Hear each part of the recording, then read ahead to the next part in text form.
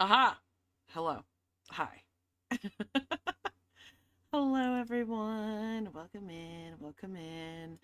Um, I am testing something here because I rerouted my audio.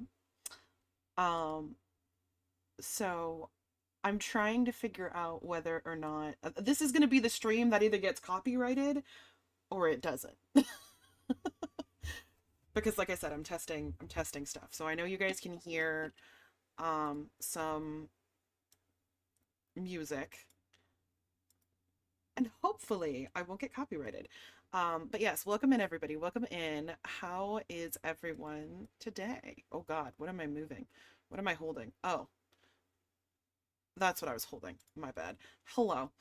Um, Hi.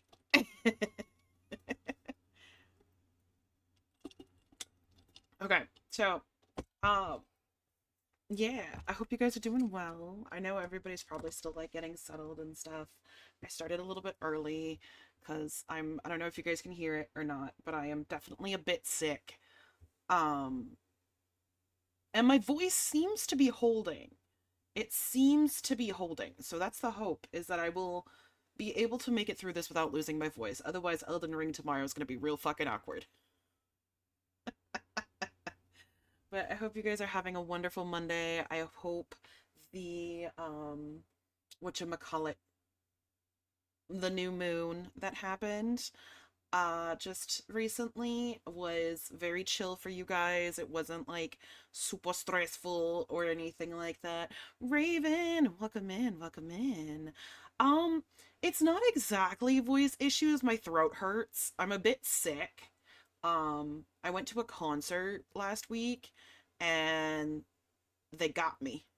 The K-poppies, they got me. So I've been fighting sickness, and it got worse over the weekend. So I'm guessing I've hit the like critical mass of the sickness. So here's hoping I don't get sicker. Like I said, otherwise it's gonna be twedic. Yes. Welcome in, Iwis. Welcome in. How are you? How are you? I hope everybody's doing okay though. Like everyone I know is like getting mollywopped by either the weather, sickness, or like period cramps. And I hate that. I hate that for all of you. So, yes, away with the sickness, down with the sickness, if you will. Um, Period cramps. Yes, welcome in, Foxy. Welcome in. Yeah, everyone I know is either getting mollywopped by the weather, their uterus, or sickness. And I'm like, it's hard out here. It's hard out here. Like I'm semi lucky that my birth control makes me not have a period. Like I have a period once every 3 months, and the uterus tries to kill me during that time. I cannot imagine having it every month. Could not be me. Could not be me, because I would be like, get this thing out of me. Anyway, yes, except Grace, who is enjoying her time with her hubby, which is what she deserves. She deserves good time with her hubby. I hope her and Setheroni are having just an absolutely wonderful vacation. It's only been 25 days. It'd be like that. It'd be like that. Also, please do tell me if my test run audio is like too loud in comparison to my audio. Like I said, I'm trying something for future things. Um, because I have plans. I've been cooking in the kitchen, but I need my audio to be separated. Uh, like the track audio versus like the Twitch audio versus like my voice. And so I think I did it correctly. Like I said, this is either the stream I get copyrighted or it's gonna work correctly. Haha. Okay. Um, yes. So this, I lost my train of thought. My brain was like, I hear ATs, and my brain just like shut down. Um, all right, let me double check. Okay, you can hear it. Okay. I just wanted to make sure. Okay. So this was a popularly requested um chat topic because every time I've been playing Batman Arkham Knight for the last like month or so, people come in and start asking me Batman related questions. And the problem with that is I get so focused on the question that I'm giving you absolutely garbage playing time. So it was voted, it was requested that I do um uh a Batman chat where like people can ask questions and I could just talk about Batman. Because honestly, yapping about Batman is one of my favorite things to do. I am indeed a yapper when it comes to the bats. Raven, I did not see that. The Pilgrim Pack.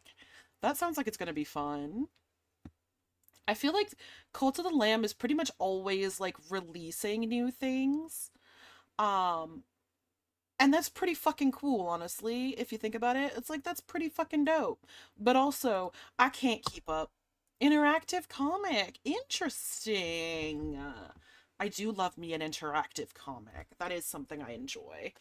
Ooh, ow. Just popped the ever-loving fuck out of my elbow. Yes. Anyway, um, I did not, I underestimated how slightly distracting this might be for me. So I might turn the music off at some point.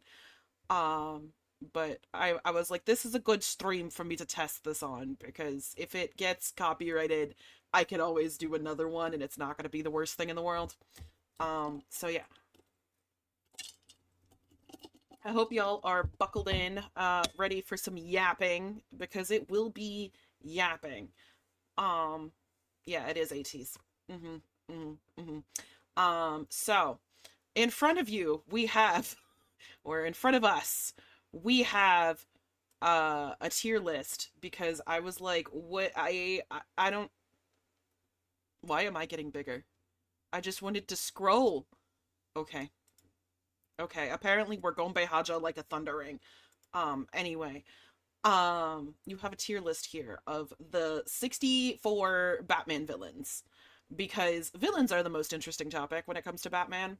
Um I did find a Batman like the good guys list, so I can go through that too. The Hoomst, so yes, the Hoomst is equivalent to F tier, and the only reason it's an F tier is because some of these, like Homegirl here, I have no idea who she's supposed to be. So anyone who goes in the Hoomst category, clearly was one, not memorable, and two, oh wait, I have two Harleys on here. I'm stupid. You know what? I'm gonna use them as the two different iterations of Harley because why not? Harley can go on there twice. Um, yeah, it's they're not memorable and or uh I just do not know who they are, which it's a very rare category, admittedly. Um, yes. So, um, some of these I will be like, I don't know who the hell you are supposed to be. And that is okay because there are a lot of Batman villains. Like his rogue gallery is so large. And the thing is that these are only, so this one specifically was for the Batman comics. So I added in Deathstroke because I'm going to talk about my boy. I'm going to talk about my man. I'm also going to talk about my other man, who is not technically a villain, but he also is a villain. So I just wanted an excuse to talk about Jason Todd. Yes, yes, I did. Anyway, some of these are going to be interesting. We're going to go with interesting. And that's okay. That is okay. Um, I will be doing this by impact and power. So, you know, caring about the planet and being the best girlfriend. Yes, Ivy is wonderful. Ivy is definitely going to go very far in this tier list. We're going to do impact and power as our like two big categories here. Like our determining factors of where they go on the list. So impact is going to be like cultural impact, but also like what their scope is in the comics. Um, and then power level is also going to be like their actual power level. So, for instance, the Joker does not have a high power level, but his impact, that man's going straight to the top. Everybody knows who the Joker is, you know? That kind of a thing. But like, fucking, oh, aha, there we go. Fucking, uh, uh, let me think. Calendar Man. I don't think Calendar Man is even on here. Oh wait, is this Calendar Man? This might be Calendar Man. I'm not sure. Calendar Man might not even be on here. I might be hallucinating him. Um, or no, Tweedledee and Tweedledum. We'll do Tweedledee and Tweedledum are probably gonna go in D tier because, like, oh, one, who knows Tweedledee and Tweedledum? Two, they don't do much. Anyway. Yes. But yeah, no, at any point too, like, if you guys have any, because like the tier list is supposed to be kind of like a background thing. Um, in terms of like, if I run out of things to talk about, I'll just like put someone on the board kind of thing. So if you guys have any questions, like please like ask me questions so I can yap about Batman. Because that is fun for me. um, Calendar Man, yes. Calendar Man is interesting. He is one of the like DF tier villains, I would say. Basically, the man is just tormented by dates. The like long story short is that he has a weird connection with like the dates. Um, and depending on the iteration, and also who is explaining it, because it's a little bit unclear how much of it is like his own psychosis and how much of it is like he actually has like some kind of supernatural ability. Um, he becomes like so obsessed with dates that like he starts planning things around said dates. So his brain will be like, something bad's gonna happen on November 5th. And then he'll make that bad thing happen, essentially. So it's not, he's very much a low tier villain. Like he is very much like, if you play the Arkham games, you played Arkham Asylum, he's a like Easter egg character in that. Like he's a Riddler, so like they make mention of him, but like he doesn't actually show up, kind of thing. Yeah, it's like a worse yeah. Yeah.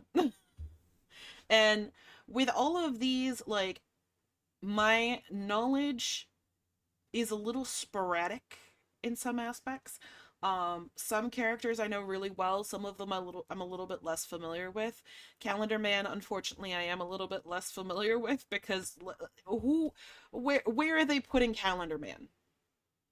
Like he doesn't come up often. Okay. Yes, indeed. Oh, the bat who laughs. Scary. Anyway, um yes. So there are a lot of very different villains in the Batman like verse, which I think is honestly something that is very, very unique about Batman, and also a very like strong plus in the Batman verse is that there are so many very different villains, and they go from like Mr. Pig, who is just your standard serial killer, all the way up to, fucking um Freeze or Clayface or like any of these really like Ivy, these super powered villains that have abilities that they're not like murderous pig Sona. Yeah. Pig is Professor Pig is really interesting too because he is so him and Zaz, Professor Pig and Victor Zaz are both serial killers, right? They're just kind of like your run of the mill serial killers. Um but there is like a nice little twist with them in terms of like Zaz, his whole obsession is like carving the numbers into his skin of like his victims and stuff like that, so the tally marks. Which does give very like prototypical signature of a serial killer. So very obviously inspired by like what you think of when it comes to like a serial killer, like the Zodiac killer or something like that, where they have a very like specific MO and a compulsion involved. Whereas Professor Pig is specifically focused on the idea of becoming perfect. He is um a former plastic surgeon who basically just wants to create the like perfect being. So kind of having that contrast between Zaz and Pig is really interesting. There is also another notable serial killer who I don't see on here, but I might just like not be looking very well because like some of these are a little bit hard to tell. Um, is Hush, who his whole thing was wanting to become Bruce Wayne because his parents were the Elliots, who are essentially the foil to the Waynes. The Waynes and the Elliots both richest in Gotham, richest families in Gotham, both philanthropists, both of the husbands were doctors, and both parents do end up like sets of parents end up dying, leaving their sons orphaned. Um Bruce becomes Batman, obviously. Uh and Hush it becomes Hush. So he goes the full route of becoming a doctor, the way that Bruce was supposed to. He becomes a doctor, and then like something happens. I think he's either not very like he had a medical malpractice situation or something. I forgot what it was. But essentially he loses a lot of his money and his respect, and he becomes obsessed with being Bruce Wayne. So what he does is he kidnaps people that have similar features as Bruce and rips their faces off, um, releases them out into the world covered in bandages. Um, Hello, welcome in, first time chatter. QC, nice to meet ya. Not much, we talking Batman. Um, or was I? Yes, he rips their faces off, sends them out into the world to essentially die and get terrible infections. Um, and uses the parts that he has stolen from people to like graft onto himself into becoming like a carbon copy of Bruce Wayne. Like he changes everything about himself to the point of like total physique change as well to become Bruce Wayne to then frame him for the Hush murders. It's a whole wild thing. I find it very interesting. A lot of the motivations of the villains are very interesting to me. Um, yeah. Yeah, I don't think he might be on here. He has to be in here somewhere. I'm assuming he's in here somewhere. My brain is just not picking him out for whatever reason. But yeah, his whole thing is essentially framing Bruce for the various murders that he has committed to become Bruce Wayne, and it's a whole thing. Yes, we are talking about well, yes. I am indeed a DC fan. I'm more a Batman fan than general DC. Um, but yeah, my viewers we were playing Arkham Knight and my viewers were like, "Hey, can you just like talk to us about Batman?" And so that's what we're doing. Um, Honestly, I don't know. I only watched, I want to say, like the first four episodes of the CW show, so I don't know how well the CW version of Hush lines up with the comics.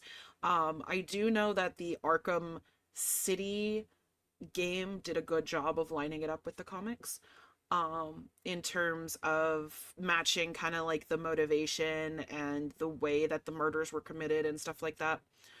Oh, thank you for the follow, QC. Happy to have you in the memories. Yeah, I didn't watch most of the CW iterations of the DC Comics stuff. I would catch like an episode here and there, but I was never like super involved in it.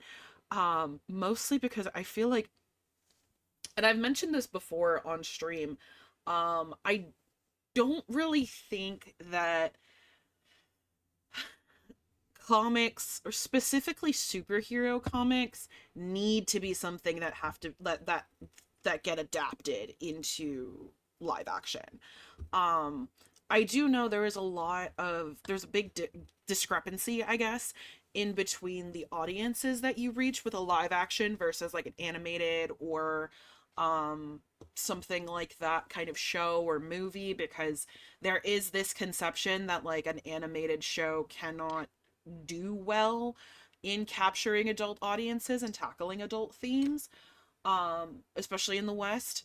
But I just, it's not, it doesn't feel believable to me, like in the, to do a lot of these storylines and to do a lot of the powers and the depictions of the villains in live action format. And maybe I'm biased. I might be biased. But I just feel like it's not a medium that really lends itself very well to live action. Like the live actions usually have a lot of a letdown aspect to it, because it is like, you know, talking about Marvel versus DC, for instance, Marvel has the pop comic aspect, which I think can make itself a little bit easier to adapting into live action, because it is very like quippy, right? Like it's very like um kind of grounded in reality, but like there are these really like fun and over the top aspects that are really easy to play up in order to make it into something that feels very fun to watch and very like um kind of like you're a kid again experiencing these things. um but that doesn't necessarily lend itself to every storyline. And I feel like we see that with a lot of the criticisms that come from the MCU fans themselves, too. Like, you know, when they're talking about some of the other series, like the Hawkeye series, or the Black Widow movie wasn't particularly well received, like those kinds of themes where there isn't really like as much of that pop element to it, it falls flat because it needs that like element of, there are things you can do in drawing and animation that you cannot do live action. I feel like the rule of treating comics like a first draft is best with game and stuff might not also. Yeah, yeah. I mean, that's the other thing, is that a lot of people don't have a good sense of respect towards the comics and their original. And I'm not saying, there are plenty of storylines that are dumb, right? Like I personally, I think Joker's daughter, who is this lady right here, um, I hate that storyline so much.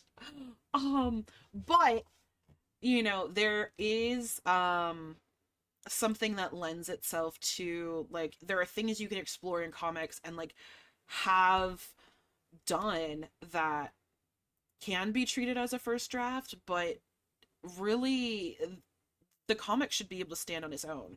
And for a lot of the people that are adapting these things, there is not that respect for the source material.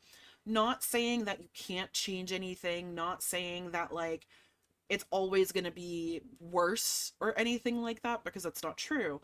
Um, but I feel like there is a very big difference between someone who is adapting something that has respect for the source material and sees them like the characters that have been created in the world that has been created as complete in a way and is adding their own twist or their own spin to it versus someone that is sitting there and going, actually, comics are juvenile and I need to make this like edgy and for adults. When it's like certain comics were for kids, yes, but the original like audience for comic, especially superhero comics, were like adults. You know, yeah, okay, it became popular with kids because like who isn't gonna look at fucking Superman and as a child and be like, oh my god, that's so cool, or you know, the Justice League or Spider-Man or whoever. But like a lot of the original audience was adults, which is why you have characters like Zaz and Pym who are serial killers, or you have Black Mask who is like your mafioso who like is a really bad dude, or you know, the whole reason why Jason Todd over here became the Red Hood and Jason Todd, hold on, I'm gonna drink. I'm yapping so much. The whole reason he became the Red Hood and the whole reason he died was because DC was like, I don't know what to do with these guys. Let's have a poll, and it'll be a phone poll, and it'll run for whatever, however long, as to whether or not this Robin gets killed by Joker. And a bunch of adults voted that he should get got, and therefore he was killed. You know? So it's like, kids didn't do that. Kids wouldn't be sitting there like, man, I don't like this second Robin as much as the first one. Kill him. I mean, they might have opinions about it, but they wouldn't be like, kill him. So, that is my general like thought process around like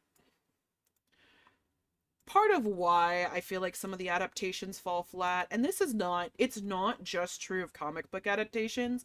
It happens with video games, video game live action adaptations as well. Like, honestly, as much as I love Resident Evil, as much as I am a Resident Evil girly, and as much as I love the really bad Resident Evil movies, they are really bad for that same reason. You know, I'd say honestly, like the only video game series that has like really hit has been like The Last of Us, because the directors really love the game and they really love The Last of Us, and so you could tell that they really care about what they're doing and what they're putting out, and they're not trying to like quote unquote fix it or make it better because of XYZ thing, you know? Oh, I am yapping, Jesus. Which I mean, I guess is the point of this stream, but like I do be yapping. I I really do be yapping. So, um there is that.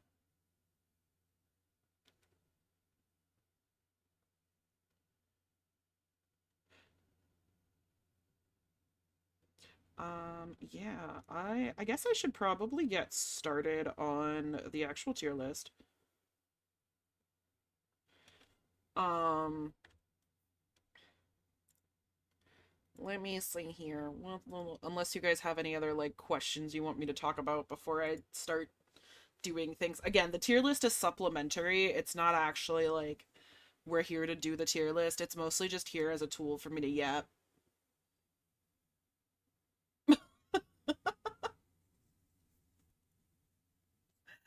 Oh, Lord. Um, Not me getting distracted by the music again.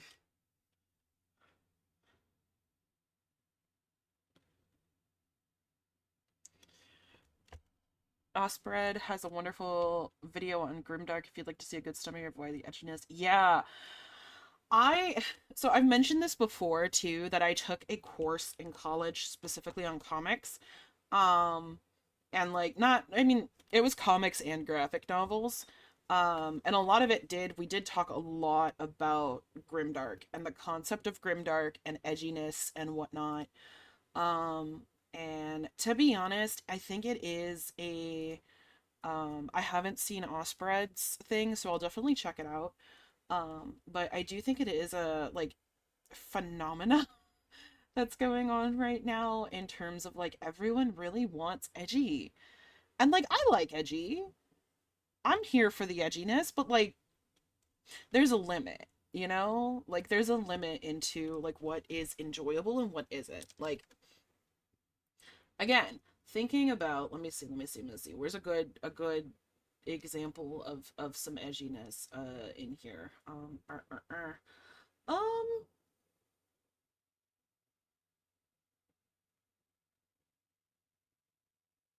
I just blinked. Um See Wawa, welcome in, Raiders. Welcome in. Uh, no.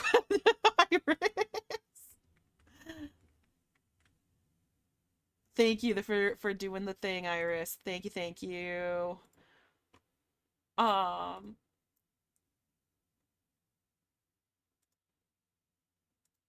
did I hit a button? Oh, I did hit a button. Oh no, the bats are batsing. Hello, Gamer Ghoul Raid. Apparently you guys are getting yams because I hit the wrong button again. Um, I'm just perpetually hitting the wrong button, honestly. I don't I don't know why I'm doing that. Laurie, welcome in. Hello friends. Hello. Can I get to Yams. the yams? Sweet Yams. Yeah, you yams. guys get free yams because apparently that's what's happening is free yams. There we go. I fixed it. All right. But yeah, no, how was Celeste? How was the platforming? Did you God damn it. Yams.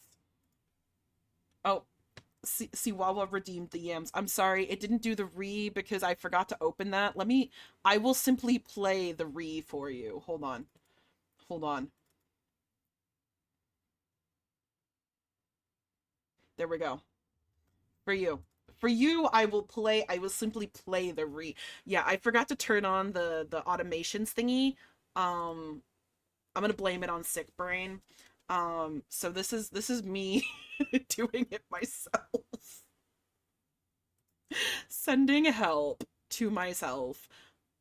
Um, No worries. Take it easy, Laurie. I know it's super late for you. Please rest. Thank you for stopping in and thank you for hanging out with Siwawa while she did platforming, which like I could never. I'm so bad at platformers. One day you'll see it, maybe. Um, yes. All right. I'm pretty sure. Okay, you know what? I'm gonna start us off strong here with a hot take because Harley Quinn is one of my favorite. I'm gonna put both versions of Harley up there because I accidentally put two different Harleys on here. Harley is on here twice for reasons. She is absolutely one of my favorite Batman villains, which I have talked about on stream before. One of the reasons why she is my favorite is because she has such versatility to her. Um, because on the one hand, you have the ability to do portrayals of Harley Quinn like the most recent one that just came out, which everybody's been talking about in the like the DC sphere. Some people love it, some people hate it. I think it's cool as fuck, but they basically took Harley and made her into like a killer psychiatrist. um so isn't like she isn't this like bubbly, insane like Joker henchman. She is her own character. She's still conducting psychiatry sessions, and essentially with the men that she feels like are quote unquote incurable, she'll like lock them up and like put them in their own form of torture, which I like. I like that.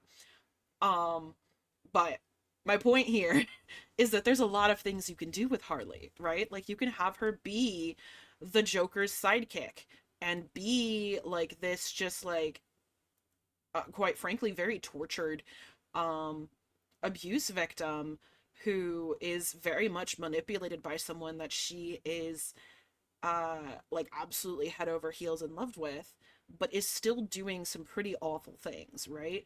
Or you can also have Harley be like breaking free of that and become her own person, and almost take on this anti-hero status, because she's almost at anti-hero status where she can decide, you know what, I'm gonna help out the the quote unquote good guys a time or two, but also I'm gonna go hang out with my girlfriend and we're gonna plot like global domination, or you know, I'm gonna commit crimes and do whatever I want to do. Like, she's a very multifaceted character. And an interesting bit of comic book history, she was actually created for her voice actress in the animated series. So Harley did not exist until I want to say the 1980s, early 90s. And she was they were doing the Batman the Animated Series, and they wanted to introduce like a henchwoman or something like that for Joker. And they were doing auditions, and they had a very specific voice actress in mind, and they based Harley off of her, and so they got her to voice Harley. Um, and yeah, she's been Harley Quinn ever since. Well, she hasn't been Harley Quinn ever since, but like Harley Quinn has been Harley Quinn ever since. You know, you follow, you get what I'm saying. We following, we tracking. Okay. Yeah. Okay. I'm pretty sure this is supposed to be Talia Al Ghul. I'm not positive though. I'm gonna put Talia in a solid C tier. Um, she is kind of cool if you think about it. Like the idea of this like absolutely badass female assassin. Yeah, this is either supposed to be Talia or it's supposed to be oh god, what's her name?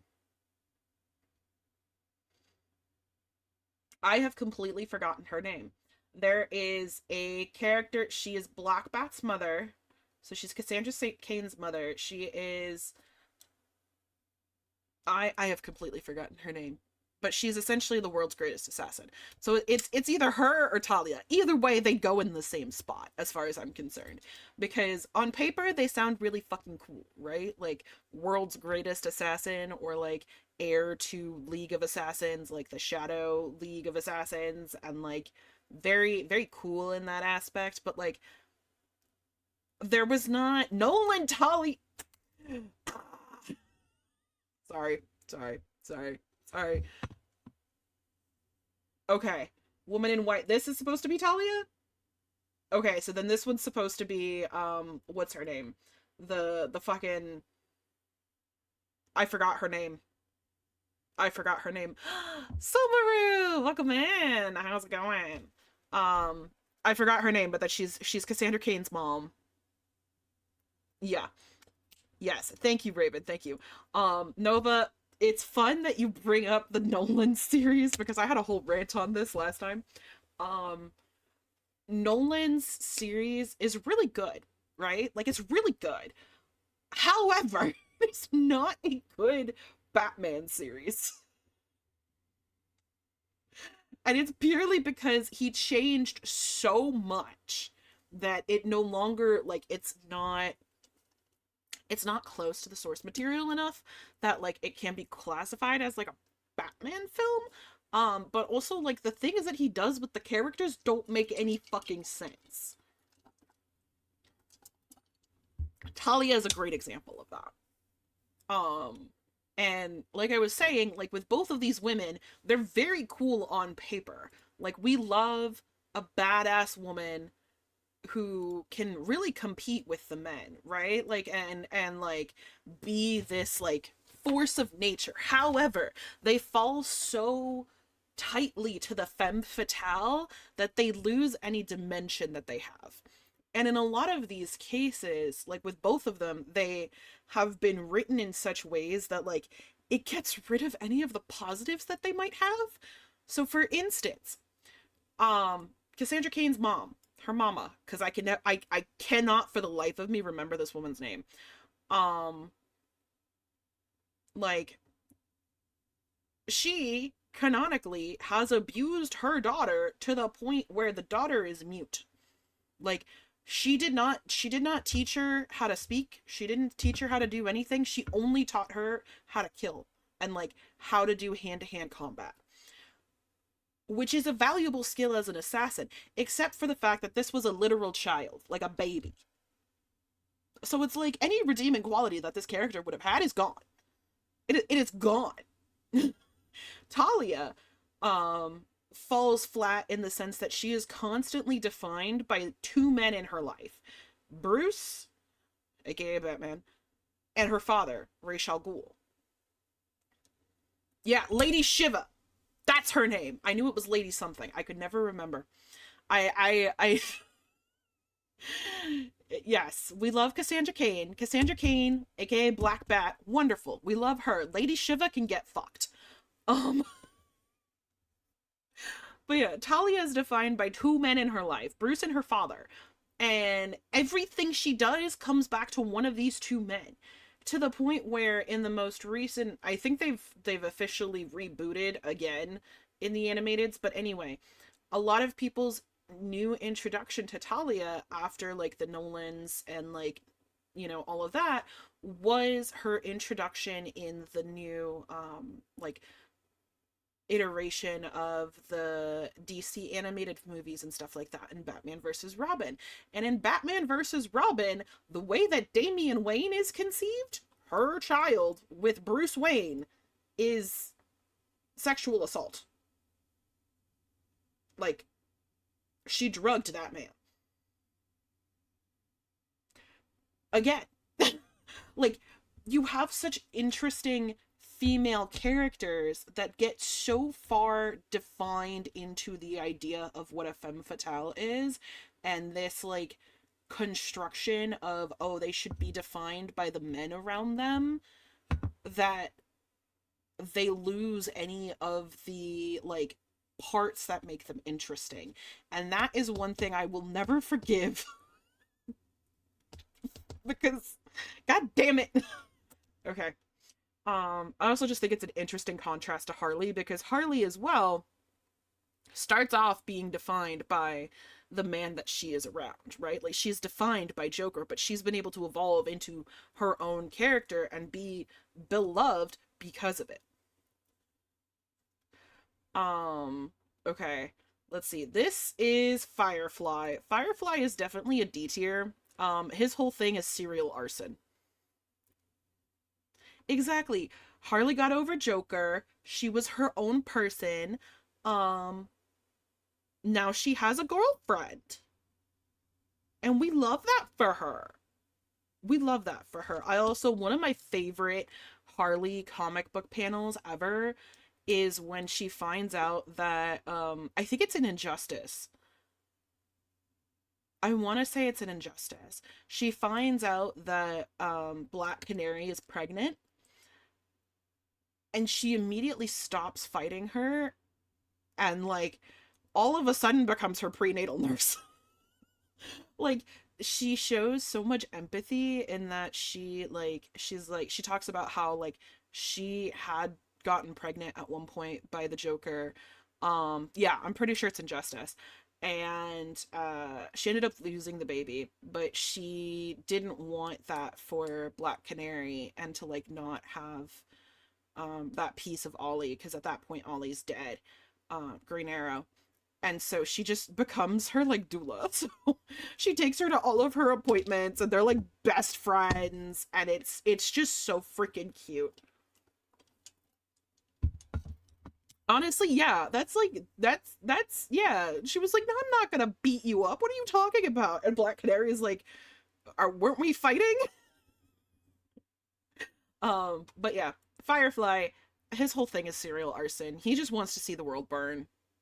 And like, he has some cool inventions, but like, no, no. Man Bat, I'm also putting Man Bat in D tier, because Man Bat is just trying to live his life. Like, the man was trying to just discover a cure for deafness.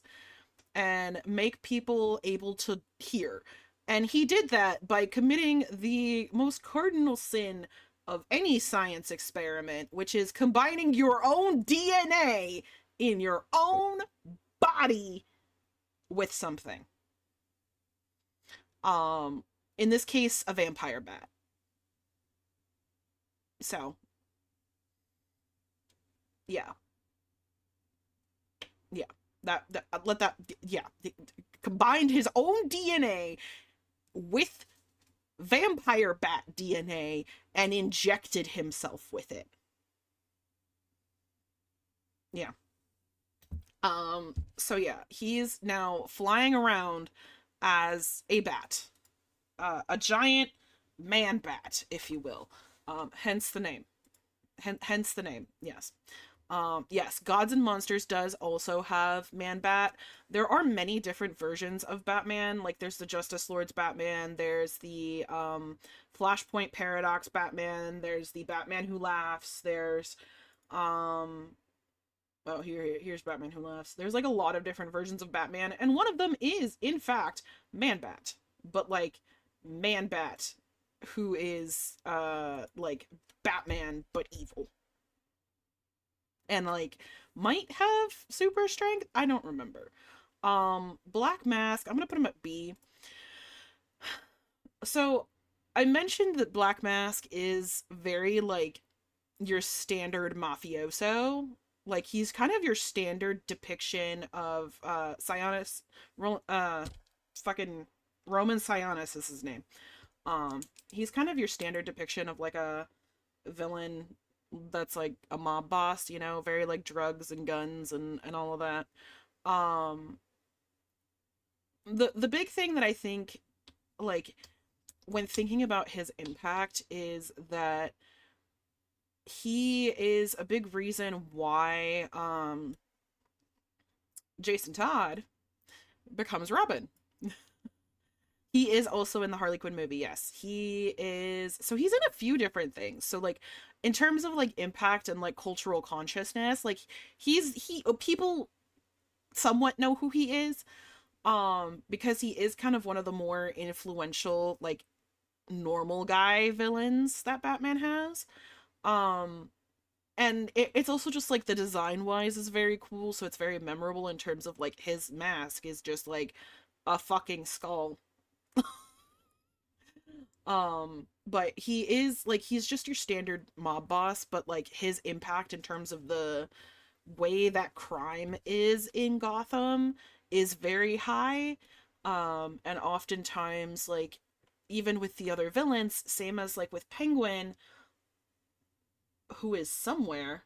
Here's Penguin. Um, both of them are frequently connected to the things that the other villains do. You know, like if someone needs guns, you're gonna go to Black Mask or you're gonna go to Penguin.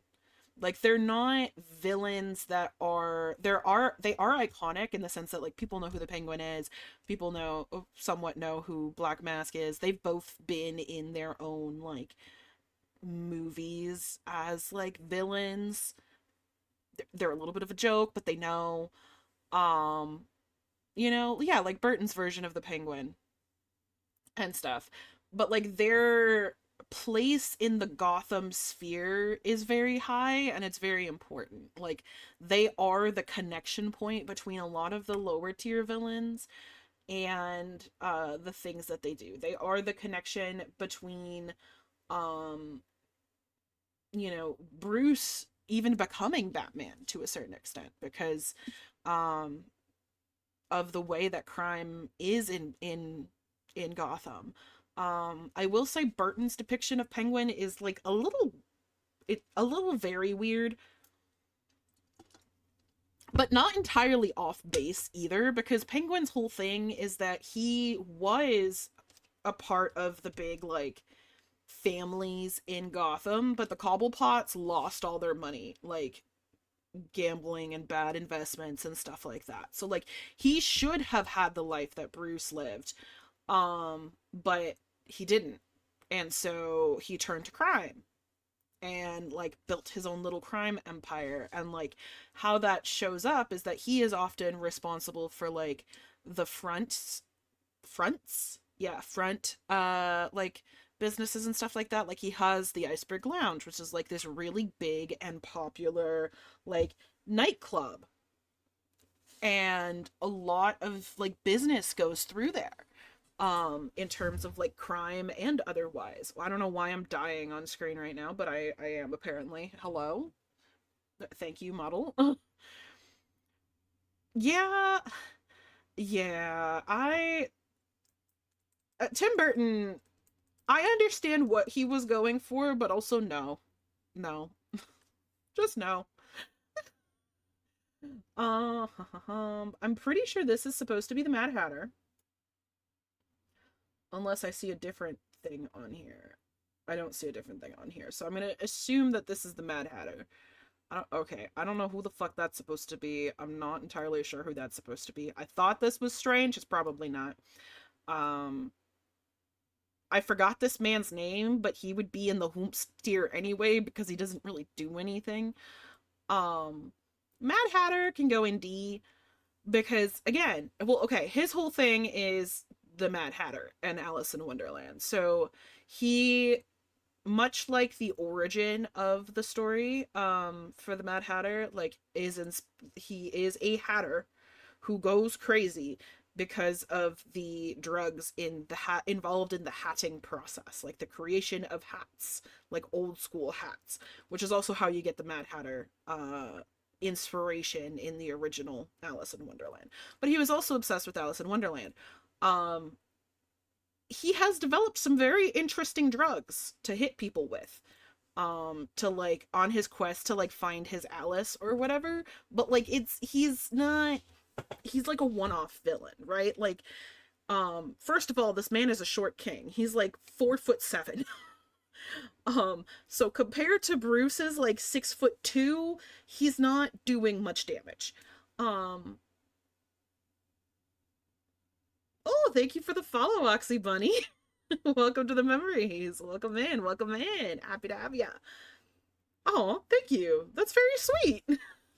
You are also loved, and I am also proud of you.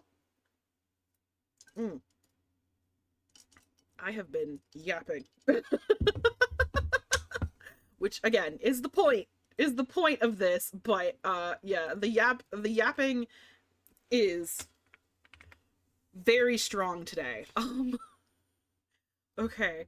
Yeah. So yeah, Mad Hatter, he's not doing much. He's not doing much. Um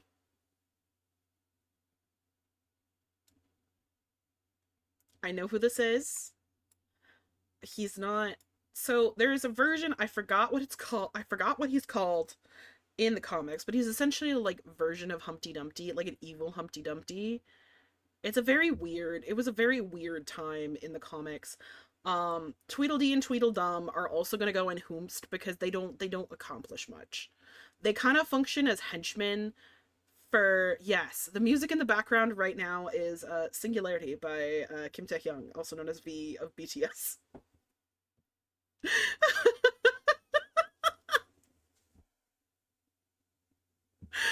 Oh, Lord help me. Lord help me. I I listen. Girl, you and me both. Listen, they still have some, I there are still some songs that I listen to, this being one of them, because that is my husband. But yeah, no. This playlist that I have going right now is a weird mixture of K-pop and metal and like alternative and a little bit of pop. Um, so we're just on a journey. We're on a musical journey here. Yes, Hwaranyeonhwa and Love Yourself Tear forever and ever. Those two, those two, Wings. I would argue Wings as well, but anyway, that's besides the point. Yes. Um, I have been called out in 4K. And you know what? I regret nothing. Anyway. Oh god.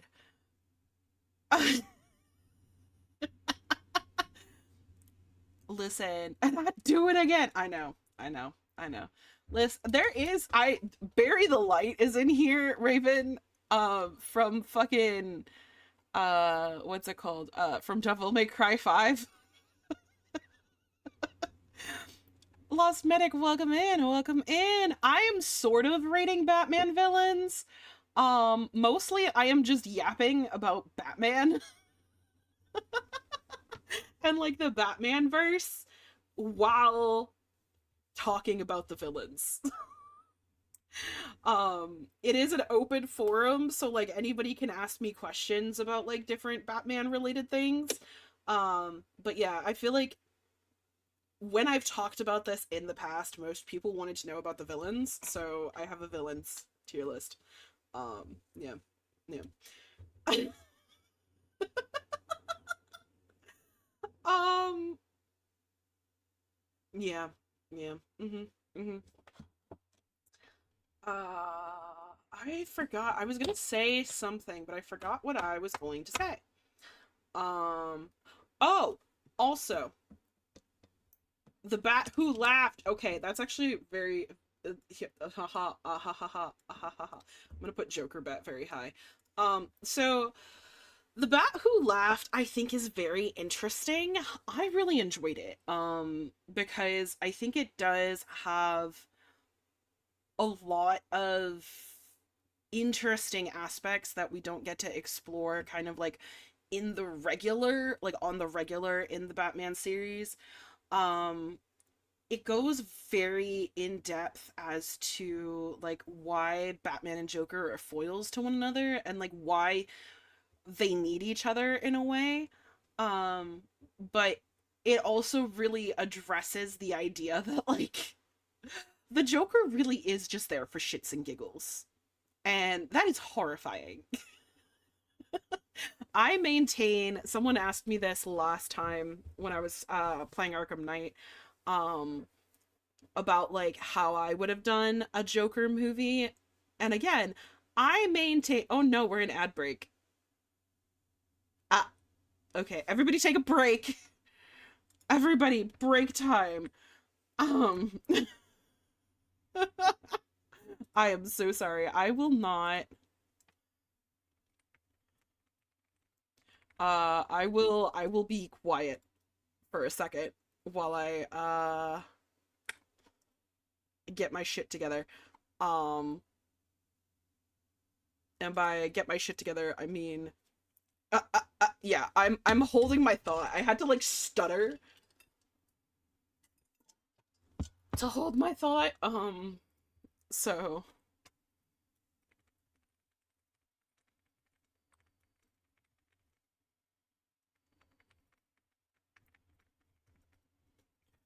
um, yeah, I was about to go the fuck in. I was so ready. Now I gotta like hold it back. I gotta hold it in. Um, yes,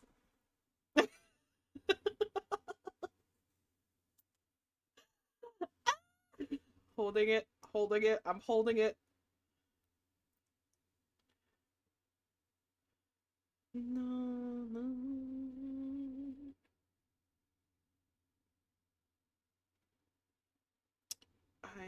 I am holding.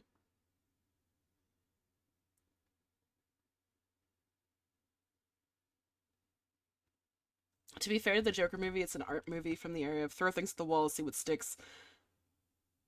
Oh yeah, no, no, I agree, Raven. I agree. Um, and like I wasn't even gonna touch on that part. um, but uh, yeah, we could also talk about how the Batman joined the Sinestro Corps and got a Yellow Lantern ring in the Darkest Night and became a whole villain. Yup. Mm-hmm. He did. He did indeed. He See, Bruce is such an interesting character for many, many, many reasons. I I'm still in holding pattern because the ad break is still in progress, but I have a list of things to say that I'm very excited about. And by excited about, I mean I am gonna yap nonstop. Um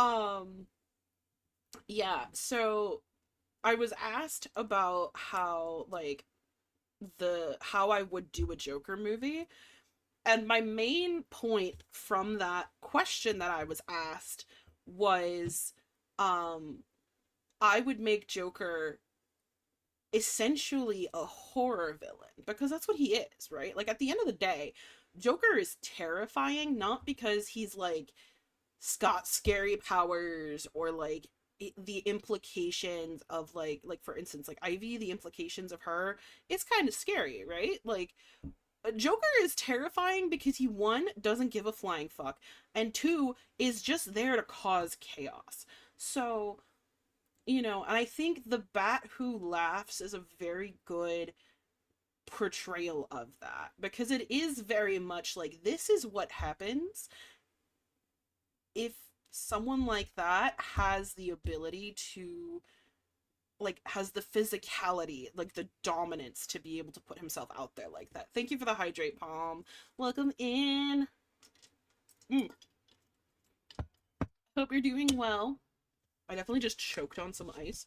Um, but yeah, um, I think The Bat Who Laughs is also very interesting because it is very much like you see how much of Bruce and Joker are essentially the same person, but they're just on opposite sides of morality.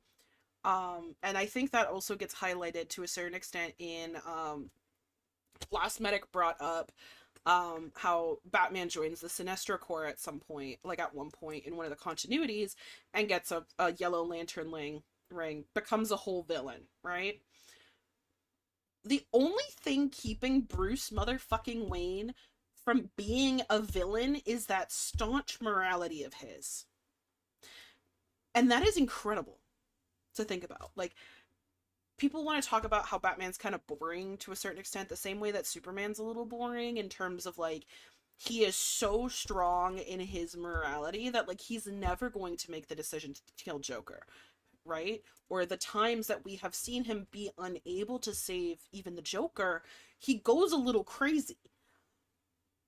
And that is because like the way his character is he has so much intensity, so much trauma, and so much like anger inside of him that the only thing that can separate him between from the villains that he is trying to take out and the people he is trying to protect is that morality of his. Because the second he crosses that line, he's done. Like he is never going, like we've seen other characters in DC be able to cross the line of like killing somebody, um and they're fine, like they're able to come back and they're able to have their redemption arc or whatever. Or even in the case of the Red Hood or Harley, like they both are able to exist in this like anti-hero, like morally gray, like yeah, they've killed people but like most of the time it's for the right reasons or like whatever kind of sphere. Bruce would not fall under that. He would be done. And Joker knows that. That's why the scene in Batman Beyond where old Bruce picks up a gun to intimidate thugs works. Exactly. Exactly. That is exactly why it works, is because, like, at the end of the day, he is exactly what he's trying to fight against. He is fighting, like, villains, and he is going out there being Batman in an effort to keep himself from becoming what created him in the first place. Um, and again, that's also why, like, there is that kind of running joke when it comes to, like, oh, Batman will, like, maim you or, like, cripple you, but he won't kill you. And it's like, yeah, he has the ability to go so, like, get so close to killing somebody, but he won't do it. But that rage is still there. It's still there. And yeah. I once heard Batman compared to Sasuke from Naruto and Superman to Vash from Trigun because they both have the same backstory.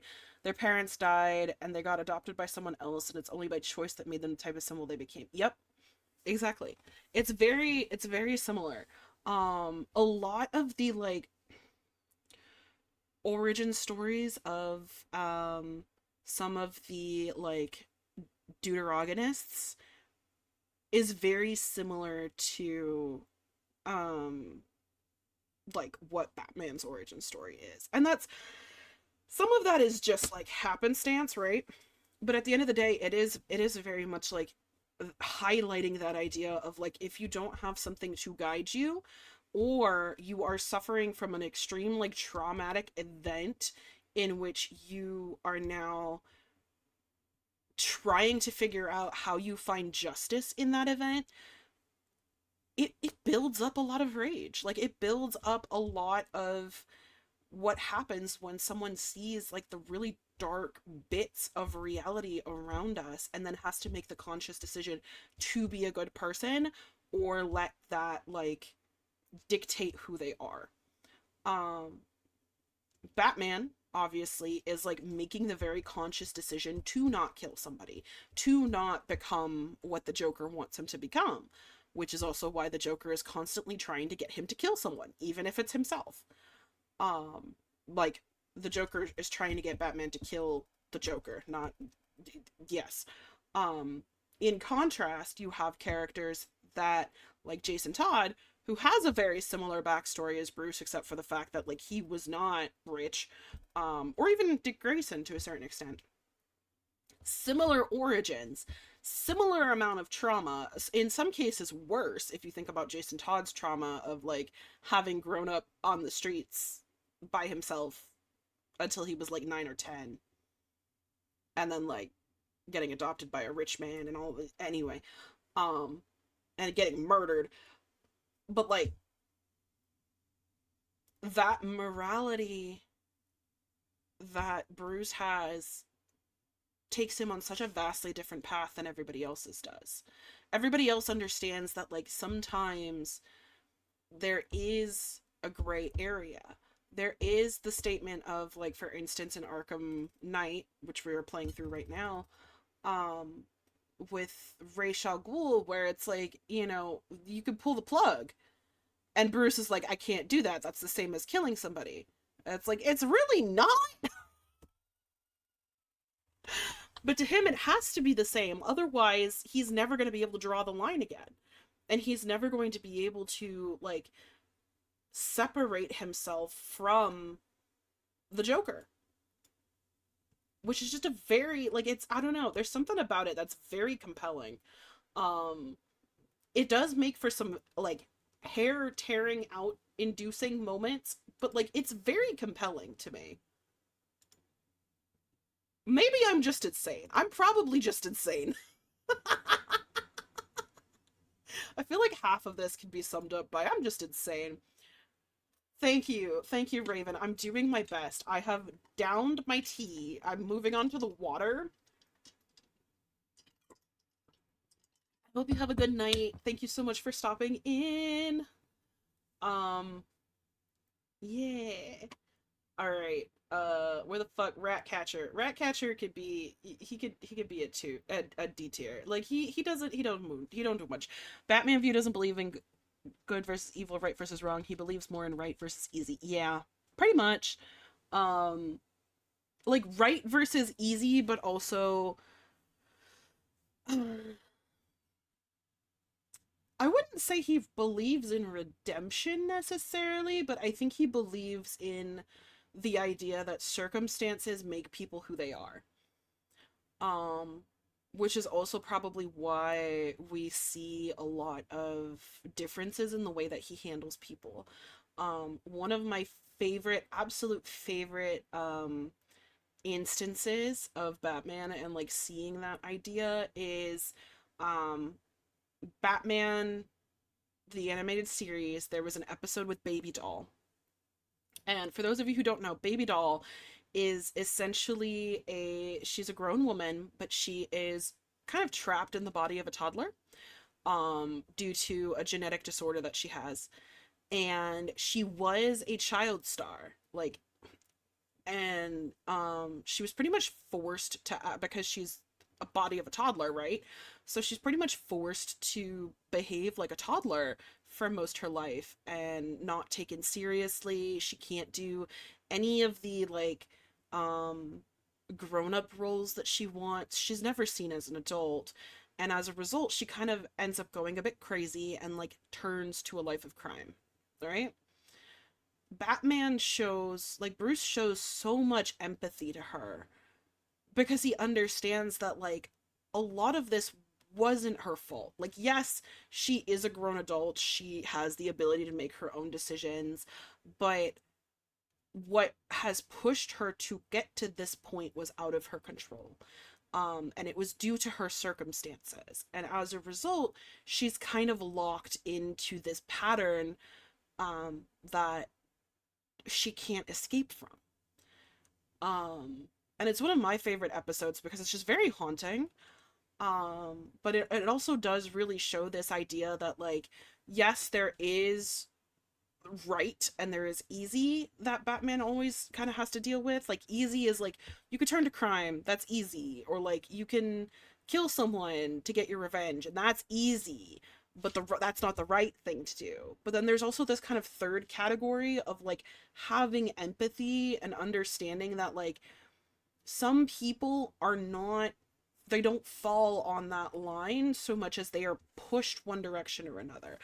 Another good example of that is Croc. Yeah, that's why I brought him up. Her and Killer Croc have a relationship in the comics, which is it's very sweet because they both have this same aspect of, like, because of things that they could not control, society has made the determination for them as to what their life should be like, and they have been then pushed into this position that then quote unquote makes them evil. Killer Croc, B tier, because one, most people know who Killer Croc is, so his impact very high. Design wise, impact also very high. In Gotham, that man is fucking terrifying. Imagine running into that at night. Terrifying. Power wise, also very high, so he's B tier. Anyway, Croc, Waylon Jones, as I've said previously, born with a genetic condition, makes him look very alligator-ish. Originally, he was just a nice guy. He just wanted love. He just wanted to be seen as a person. As a result, because he looks the way he does, he wasn't able to get normal employment. He had to work in like one of those like freak show things, which, as we know, historically is not kind to the performers. Like, it doesn't, they don't have empathy. They don't show them any humanity or anything like that. So he was frequently like abused and used and treated as a like freak show, you know, kind of thing. And eventually it does get to the point where he does start committing crimes to sustain himself. He has committed cannibalism to sustain himself. Can I blame him? Not really. I mean, the man is an 8-foot tall, like, ripped alligator man with like 9-inch teeth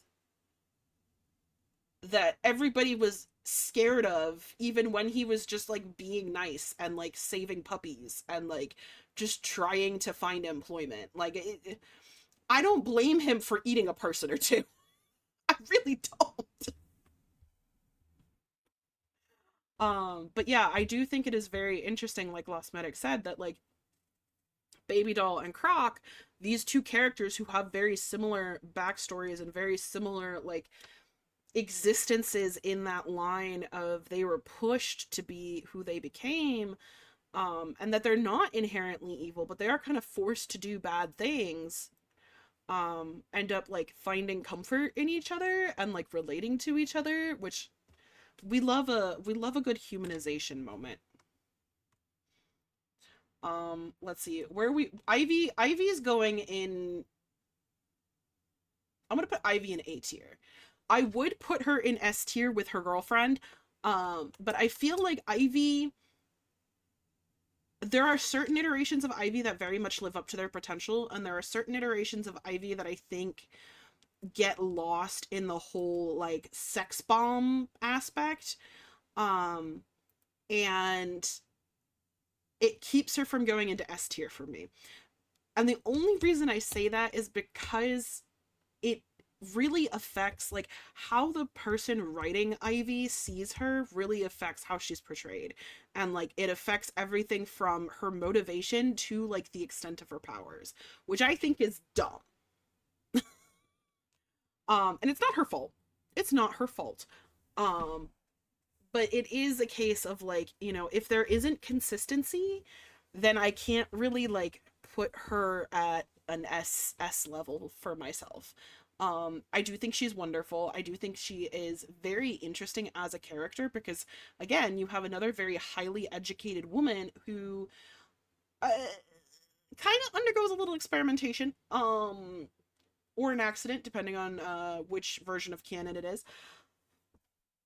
And like has very cool abilities. Her plant connections are very interesting, but they range, the way they portray her powers very much ranges from like she could destroy the world if she wanted to like glorified eco-terrorist to like homegirl just like makes plants grow. It's a very different. Yeah. Yeah, she's very much a personification of groups like PETA and Greenpeace, where it's like, yeah, you know, like it is good to want plants and like nature to be able to thrive, right? Like deforestation is bad. We should have more trees because we like to breathe. We need bees. Like these things are very important, but depending on the iteration, she goes too far, which is what gives her her villain status. There are some versions of Ivy where it's literally just like she's just a regular old run of the mill villain. She just has plant powers. And that's like not, no. But the idea that she wants to promote plantdom, that is interesting. Um, for many reasons, but especially because it again highlights the idea that like that is a good thing. It is a good thing to want to encourage more like naturalist tendencies and to embrace nature instead of, you know, undercutting it and like finding ways to just like destroy our environment faster in the name of progress. But killing off everyone on the planet probably not the way to accomplish that, right? Um yeah, exactly. We don't. Yeah, there's. She kind of also, yeah. It's the same thing with like Talia, where it's like depending on where who wrote it is bad for many reasons. We do not condone sexual assault. uh, let's see. Mm. Who else is interesting on here? Um, who do I wanna? Who do I wanna?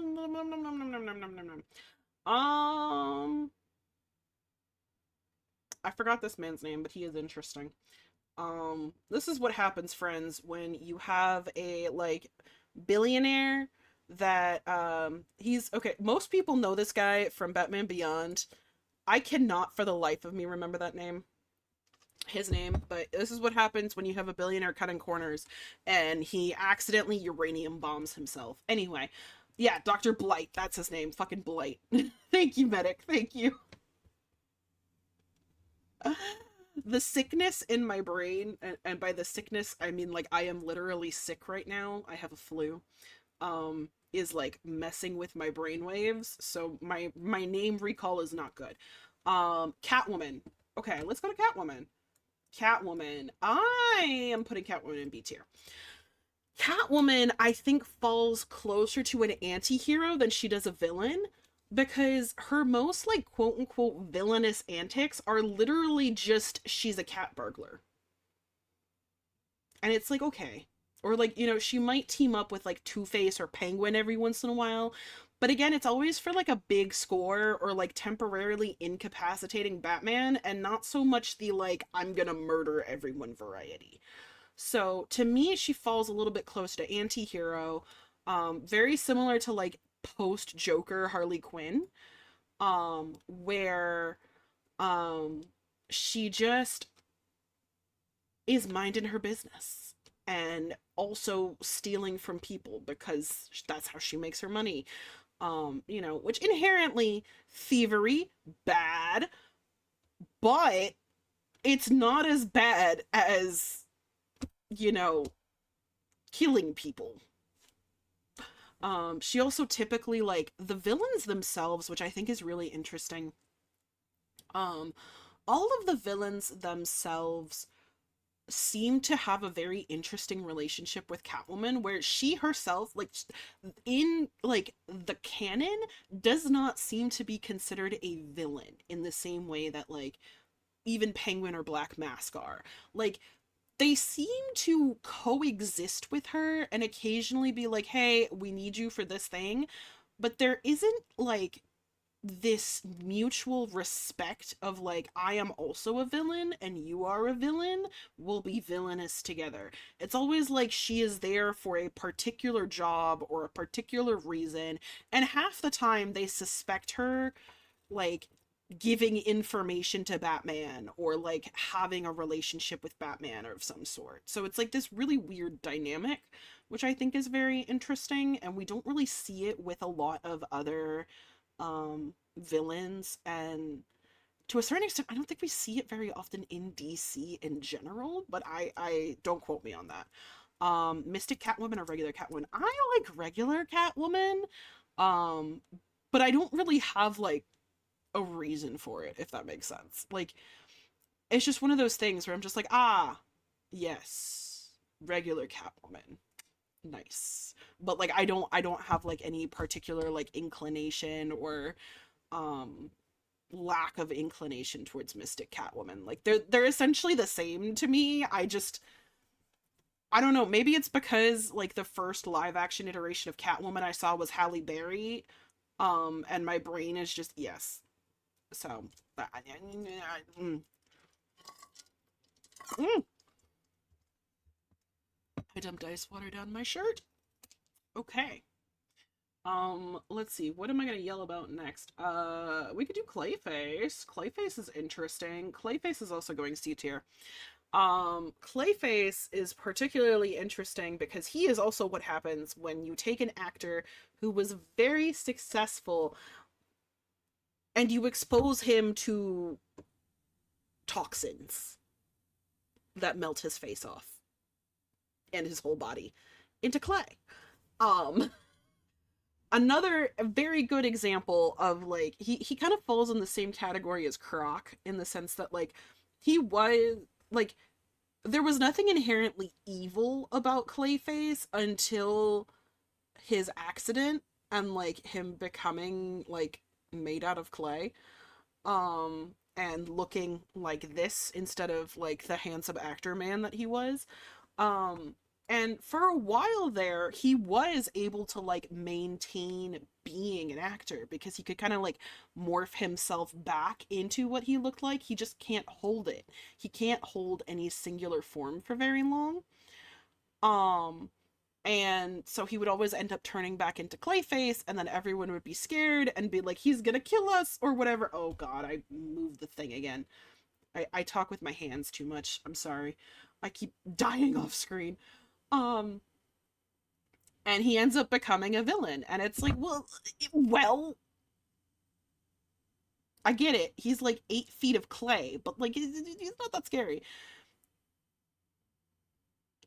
Yeah, he does. He does. Which, I mean, that kind of makes sense to me that he would be immortal, considering, like, his cellular structure, the same way that, like, Dr. Blight is kind of immortal.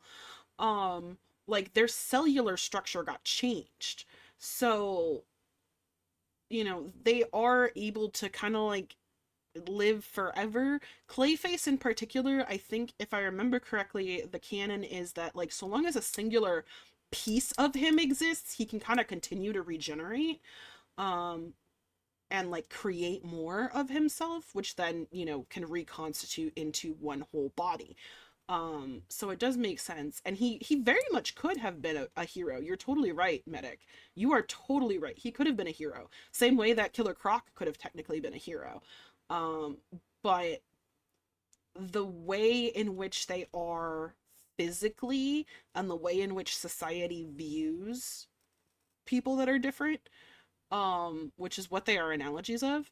Like, they were never really given the chance to do that or to be that.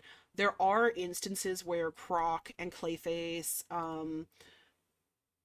are able to like be um with a better support group. Yeah, exactly. Exactly. Like they have had moments where they've been able to like quote unquote be the hero or be the good guy, but it never really lasts because of how they look and like what their abilities are. The public is never going to support them and is never going to see them the same way that they see Batman. Even though Batman has like its own like he has his detractors, he has people that hate him, like all of that, they're not going to be inherently scared of him the same way, and they're not going to inherently like he's able to have a life. They are not able to have a life because of how they look. Let's see. Bane. I'm gonna put Bane in B tier. I feel like Bane is a solid B tier villain. Um, at this point, I'm hitting the big ones because I've been yapping for an hour and a half. um, Bane, I feel like is particularly interesting. And first of all, Nolan, Christopher Nolan, you and I have things to talk about because what the fuck did you do to Bane anyway? Bane's character is very sad, kind of continuing the role of like Batman villains that like they are victims of circumstance. Bane is very much a victim of a circumstance because he was imprisoned as a toddler for his dad's crimes. In like the worst prison on earth. Like that is his backstory, is that his dad was like really, really evil, and so because he died without finishing off his like sentence in the worst prison on earth, they took toddler Bane, this little toddler man, and threw him in there. Like no, they threw him in there to serve that sentence. And eventually, you know, having to grow up in that environment obviously warps someone significantly. And then it gets to the point where it's like, okay, well, you know, steroids and drugs and stuff like that are introduced, and at some point he acquires the venom and all of that, and eventually he ends up in Gotham breaking Batman's back. You know, and it's like someone whose existence started off in the worst possible circumstances was not going to be given an opportunity to succeed. He was always going to become a quote unquote villain because that is what he was made to be. Um Bane is also interesting in the sense that like he again does not have these like super villainy tendencies. He's just there to prove he's the strongest. Um and the way he does that is by breaking Batman's back. Like his whole thing is I want to break Batman. That doesn't really work out for him. Yes, his body does get wrecked by the venom and he does become a paraplegic as an old man. Which again kind of makes sense because the man has been abusing experimental drugs since the age of like 10. Um so yeah, Bane is another really sad one. Like oh, I think part of the reason why I really like Batman is like the Batman Rogues Gallery and just Batman in general is because a lot of the creatures and the villains are very like it's rare to have villains that are just villains like like the Joker or like Darkseid or something like that. There's always like some kind of a thing that pushes them there, and not only does it push them there, it's like almost like predetermined in a way. Like there's an element of fate that makes it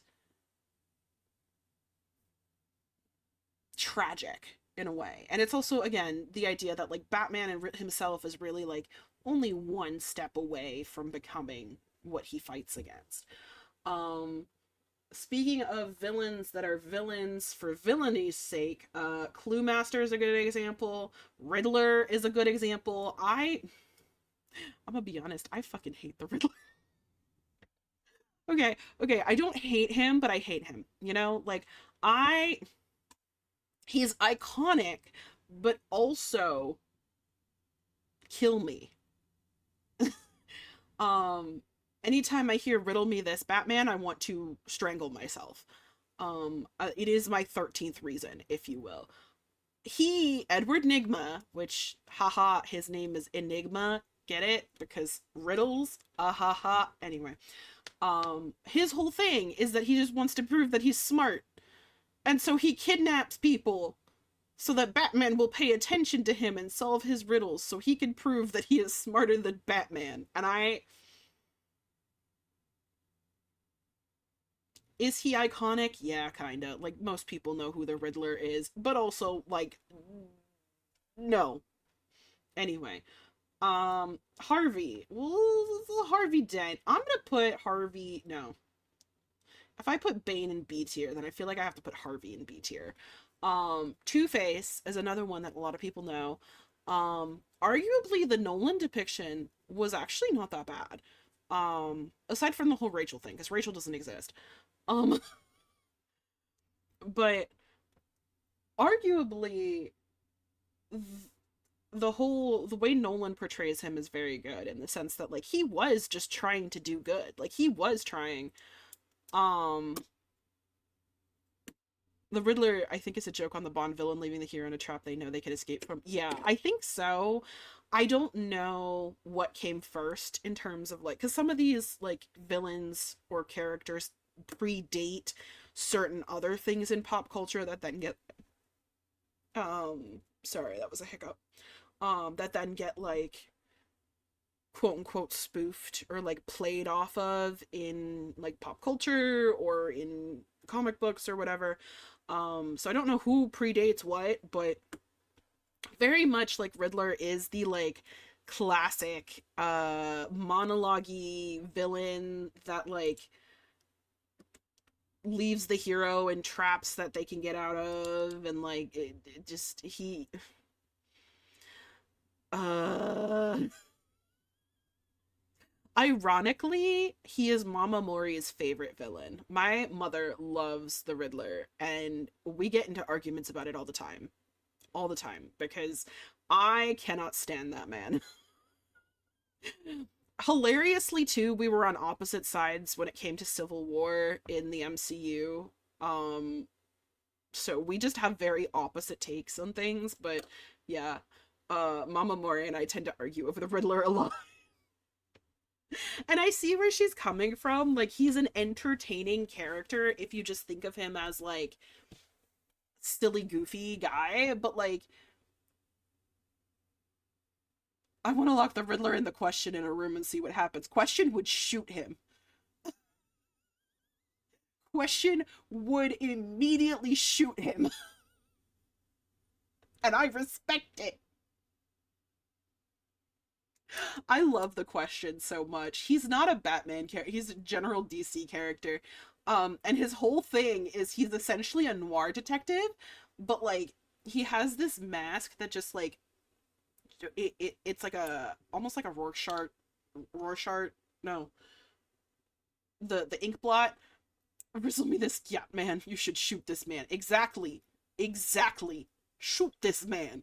Um um Yeah, I love the Question. The Question is so great.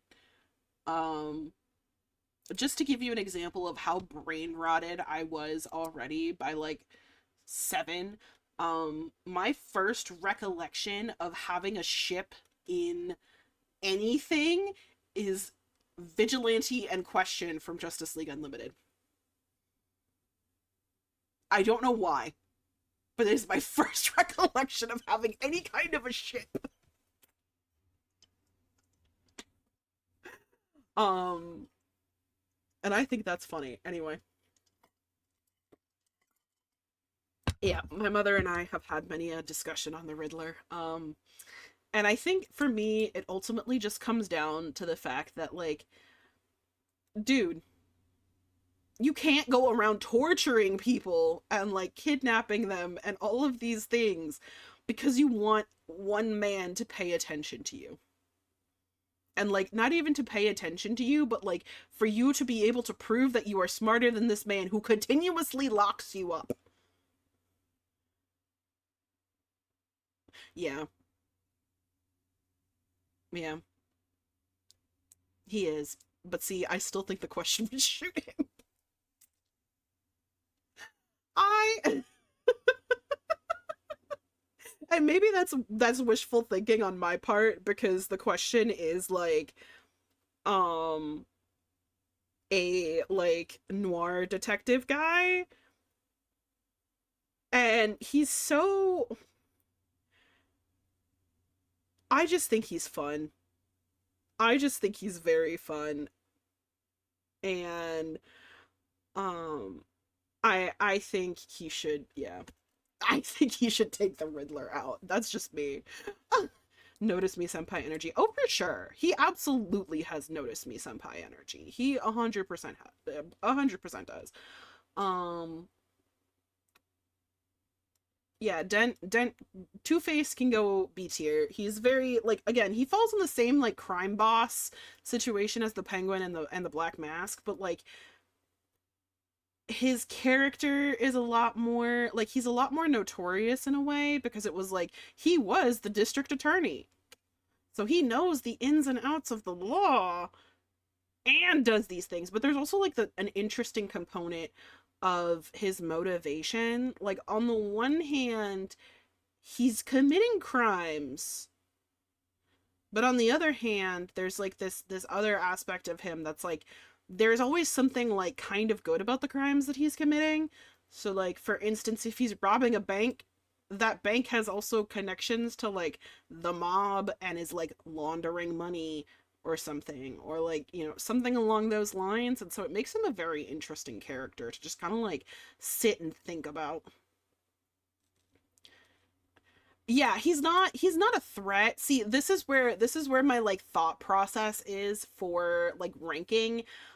Power level is like not necessarily hi Loppy, welcome in. The power level isn't necessarily like their ability. It can also be like their influence in like Gotham and whatnot. And I feel like he does have a pretty high like influence meter, even if he is not like the same with the Penguin. Like he's not a threat in the rogues gallery. Like if he comes out here, you're not going to be like, oh fuck, like I'm going to die the way that you would for Joker. But like he has enough power and influence that he's kind of always got his hands in things and like is connected to other stuff. So I feel like you know, ideally I would put him kind of in between B and C tier, but I feel like a low B tier is okay. Let's see. Let fuck it, let's go Deadshot. Deadshot, I'm going to put Deadshot at A tier because this man is scary. Like if you think about it, this man is scary. He can point blank, like hit the dead center bullseye no matter what weapon you give him. That's scary. Also a hitman. That is also scary. um I feel like that might be relative. Deathstroke. Listen. I get to talk about my this is another example of me being completely biased. Completely biased. I love Deathstroke so much because the man is just oh god, I'm knocking things over. That is he is just evil for evil's sake. Like he is so his background as both Deathstroke and Deadshot have similar backstories in terms of like kind of both being mercenaries at a point in their life. But where Deadshot was a hitman, yeah, he's just greedy, right? Like he's scary in the sense that like I wouldn't want to. I like if someone had hired Deadshot to come after me, I'd be fucking terrified. But he's just greedy. Deathstroke, evil, and a lot of it has to do with the U.S. government because this man is essentially a foil to Captain America, right? Like he was experimented on with super soldier serum, which is also why he is like that. And you know, the United States government is to blame for many things. Creating a supervillain is one of them. Because Slade doesn't give a fuck. I mean, Slade Wilson, his name is Slade Wilson. If you've ever seen Teen Titans, Slade, that is this man. That is Deathstroke right here. He is also the basis for Deadpool, which I think is really funny. But anyway, Deathstroke is just out here to cause chaos and get paid. He does not work with, like, he has not worked both sides. His kids have turned against him and are part of the Teen Titans, which I think that's very fun. Because he's just a terrible person. And a lot of it has to do with the fact that he was experimented on by the US government and then sent on Black Ops covert missions to, like, do really awful things. And then had, like, really, really, really, really, really bad PTSD and, like, other things as a result of doing said terrible things, and also the intense experimentation on him. And he just became very evil. Yes. He's also just really cool. Like, he objectively very evil, but he's also just very cool. He is also one of the most stable villains. Like, and I think that makes him scarier. Like, an unstable villain is scary. Don't get me wrong. Like, the Joker is also going to go in S tier because he's unstable. Because he's terrifying. Like, absolutely terrifying, not knowing what someone's gonna do. But, like, I argue that it is equally terrifying having someone that is, like, absolutely unhinged and, like, completely unpredictable. Um, and having someone who is so calculated and so removed from any kind of human empathy that they're completely stable. Like, they have complete control of what they're doing. They know exactly what they're doing. Like, FC2. I do not know what that is, Elrad. I do not know what that is, but I respect it. I respect it. Um yeah, I feel like the dichotomy of those two. Like, for me, those are two of the best Batman villains, and that's just me. Like, that's also just me being biased. But yes.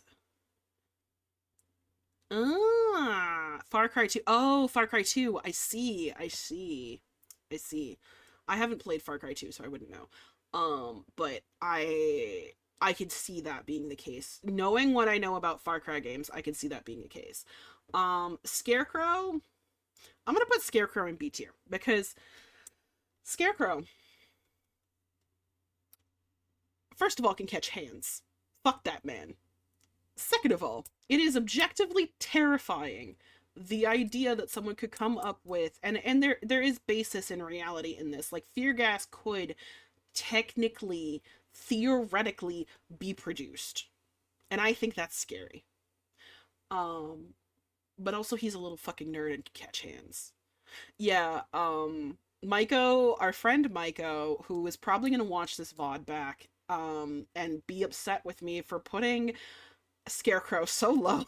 He's obsessed with Scarecrow. Um, yeah, it already exists. Yeah, exactly. Like, that's objectively, he is slimy. Like, Scarecrow is what happens when someone gets too deep into their, like, doctorate research and, like, develops a god complex and decides that he can experiment on people, because that's what he did. But also he's a fucking nerd, and I'm glad that Batman fed him to Killer Croc in the Arkham series. But also, objectively, you get things like the Long Halloween and, like, any incident in which there is a mass production of fear gas and people go batshit insane and, like, are thinking that they're trying to, like, defend themselves from, like, whatever horrors that they're seeing, right? But they're actually, like, attacking other people, is scary. Like, it is objectively scary. And so he can have these, like, grand plans of, like, doing things with this fear gas, but, like, he's also objectively just a little nerd, little slimy nerd boy. So his threat level is not very high. Like, he has to produce the fear gas, he has to figure out a way to distribute it, and then not get punched in the face by Batman. Okay. Yeah, yeah, technically he's never killed anybody. Lunar, welcome in. How are ya? Welcome in, Raiders. For those of you who do not know me, I am May Mori, your resident Void Witch, also absolute fucking gremlin hot mess of Afterlife. Welcome in. It's a moon raid. Welcome in. Welcome in. How are you guys? What were you doing? What were you up to? Thank you for the shout out, Nova. Welcome in, everybody. What were y'all up to? We are talking Batman here. And it is I am insane. I'm so sorry. Ooh, Tales of Symphonia. Oh, you were telling me about that. How did it go? I hope it went well. I hope you guys had got far, you had a good time, and it was doing good. Good, good. I'm glad to hear it. Definitely feel free to take it easy if you got to. Like, if you gotta rest, like, do any post stream care. This goes for all of my raiders. Please take it easy. If you gotta lurk, if you gotta do, like, grab food, drink water, whatever you gotta do. Please do it. Wide awake, okay. Good, good. I would be, like, falling asleep if I did 10 hours. I am not built for that kind of, like, prolonged streaming, but that's awesome that you got a lot done. That is awesome. Yeah. You know what? I'm gonna save Joker for last. Training myself for longer streams. That's awesome. I would, but I think my mods would kill me. I think my mods would just like track me down and murder me. And I say track me down. Most of my mods live near me. They know where I live. I'd get drop kicked into another existence. I think I died afterwards. Yeah, that'd be me. Like I did the 6 hour stream once and I just about died. Oh no, Lunar, don't even worry about it. Oh, thank you. Thank you for joining the memories. But please don't even worry about it. I feel like Twitch sometimes just like randomly unfollows people too. Like I've had that happen where like I could have sworn I was following someone and it says I'm not and I'm like, "Well,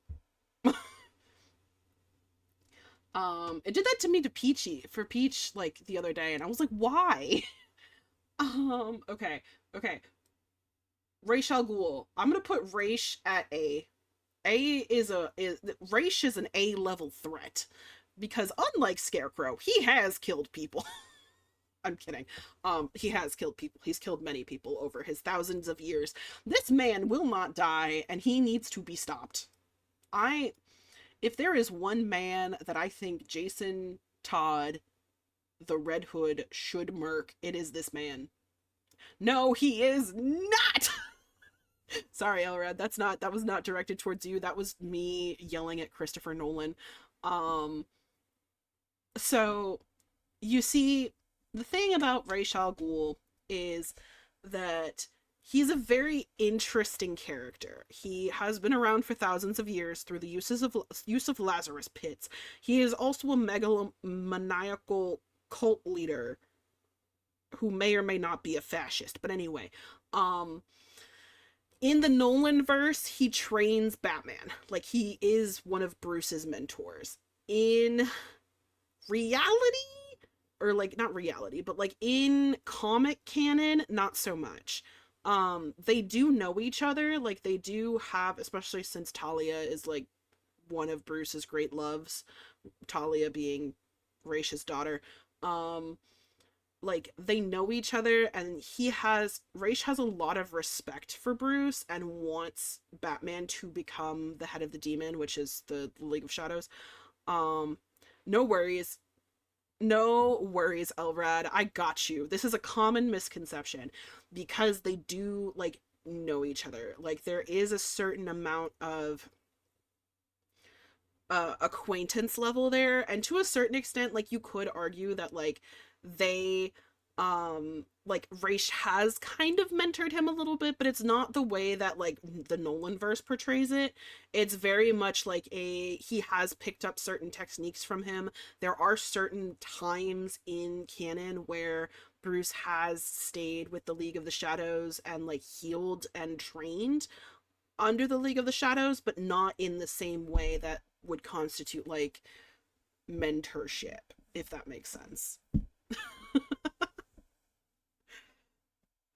Oh yeah, no, I can imagine because there's a lot of stuff out there. Like I'm imagining that this is probably very similar to me listening, like how I feel when I'm listening to someone like who knows a lot about a specific like pop culture thing explain to me like the nuances behind things or like what has been like misconstrued from the original text. Um this is my TED talk on Batman. That's what this is. This is my TED talk on Batman. But yeah, no, he is definitely an A tier threat. The Lazarus pits alone, I feel like make him an A tier threat because they can bring anything back to life with a relative perception or relative um continued ability to like retain their sense of self.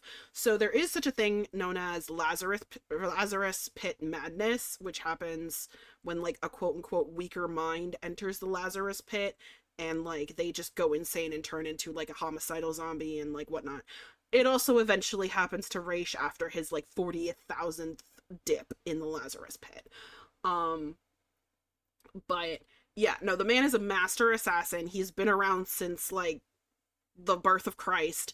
Um is kind of determined to like kill off people he thinks are weak so that the strong can rule and like yeah. Yeah. He's old. Like he's been around since the birth of Christ. Like this man is canonically like from the fucking crusade, earlier than the crusade. Yeah. Yeah. He just keeps taking dips in the Lazarus pit. Like he gets killed and then they throw him in the Lazarus pit and he comes back. Um so like his aging is also really weird because depending on the potency of the Lazarus pit, it either restores him to like the kind of age that he was when he died. So like if his body was physically like in his 50s and he died and they throw him in the Lazarus pit, he'd come back still in his 50s. Or if it's a very potent Lazarus pit, it could de-age him, which does happen a few times. So that you'll see him be many different types of years old, like physically, but he is very old. Yeah, no, the man is insane. The man is very insane, so much so that there have definitely been times where he has taken over his own daughter's body or uh yeah. Yeah. Yeah. Yeah. He's also very, very obsessed with Bruce, like Batman, to the point of like, it's a little, like, I'm 90% sure that if, and then again, in certain iterations, where he has taken over Talia's body, he has fucked Bruce, which, weird and gross, but like, the way that they interact regularly is very like he would if Bruce was more into men, he absolutely would be trying to not get him to like have a baby with Talia, but instead to like be yeah. Anyway. Anyway, where was I? Let's go with Doctor Strange. Fucking Hugo Strange. Terrifying, not the worst threat in existence. Solid C tier. First of all, look at that face. I would cry. Second of all, he has a doctorate in psychology. I would cry. Third of all, he is one of the only people in canon to figure out Bruce's identity. Which is kind of scary. Like that is a lot of power. He's also manipulated his way to like getting power to then try and like like kill Batman and like or like expose Batman depending on what fucking iteration it is. But like on his own, he's not that much of a threat because yeah. Raish is obsessed with Bruce. Why wouldn't he get a lady's body and get that bat? He did! He did! He did!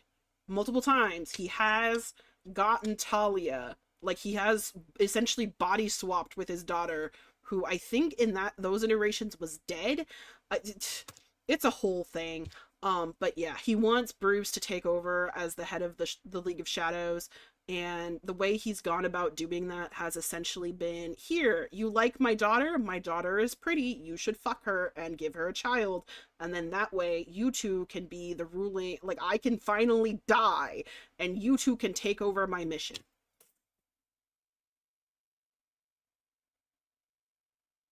Yeah, it doesn't. No, it would happen. It would happen. Yeah. Yeah. There. Yeah. Yeah. The man is insane.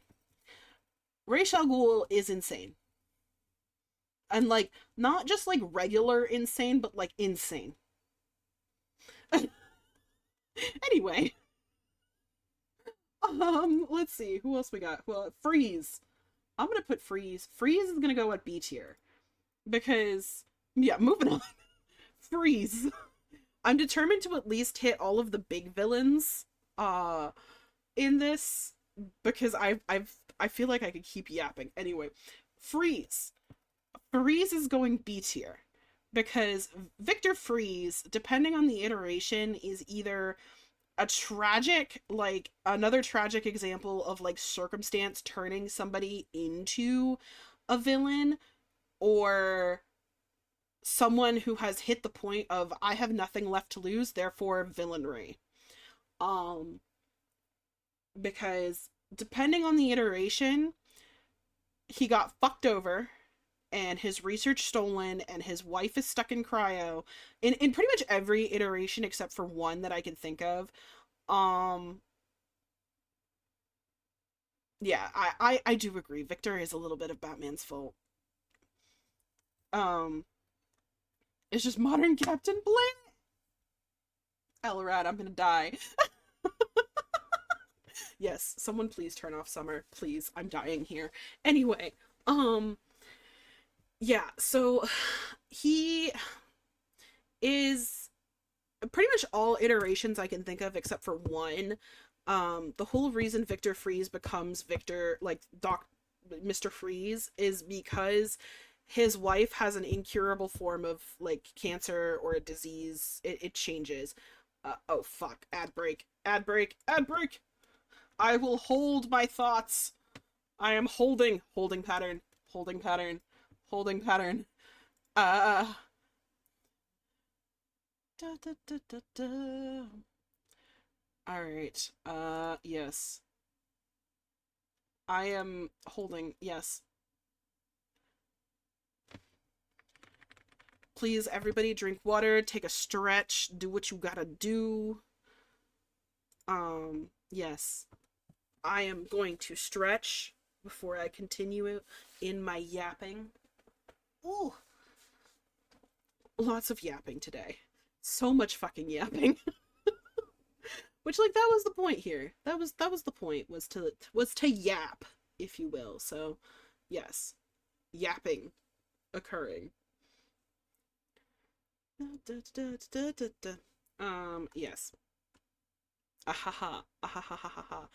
I have run out of water, which is fine.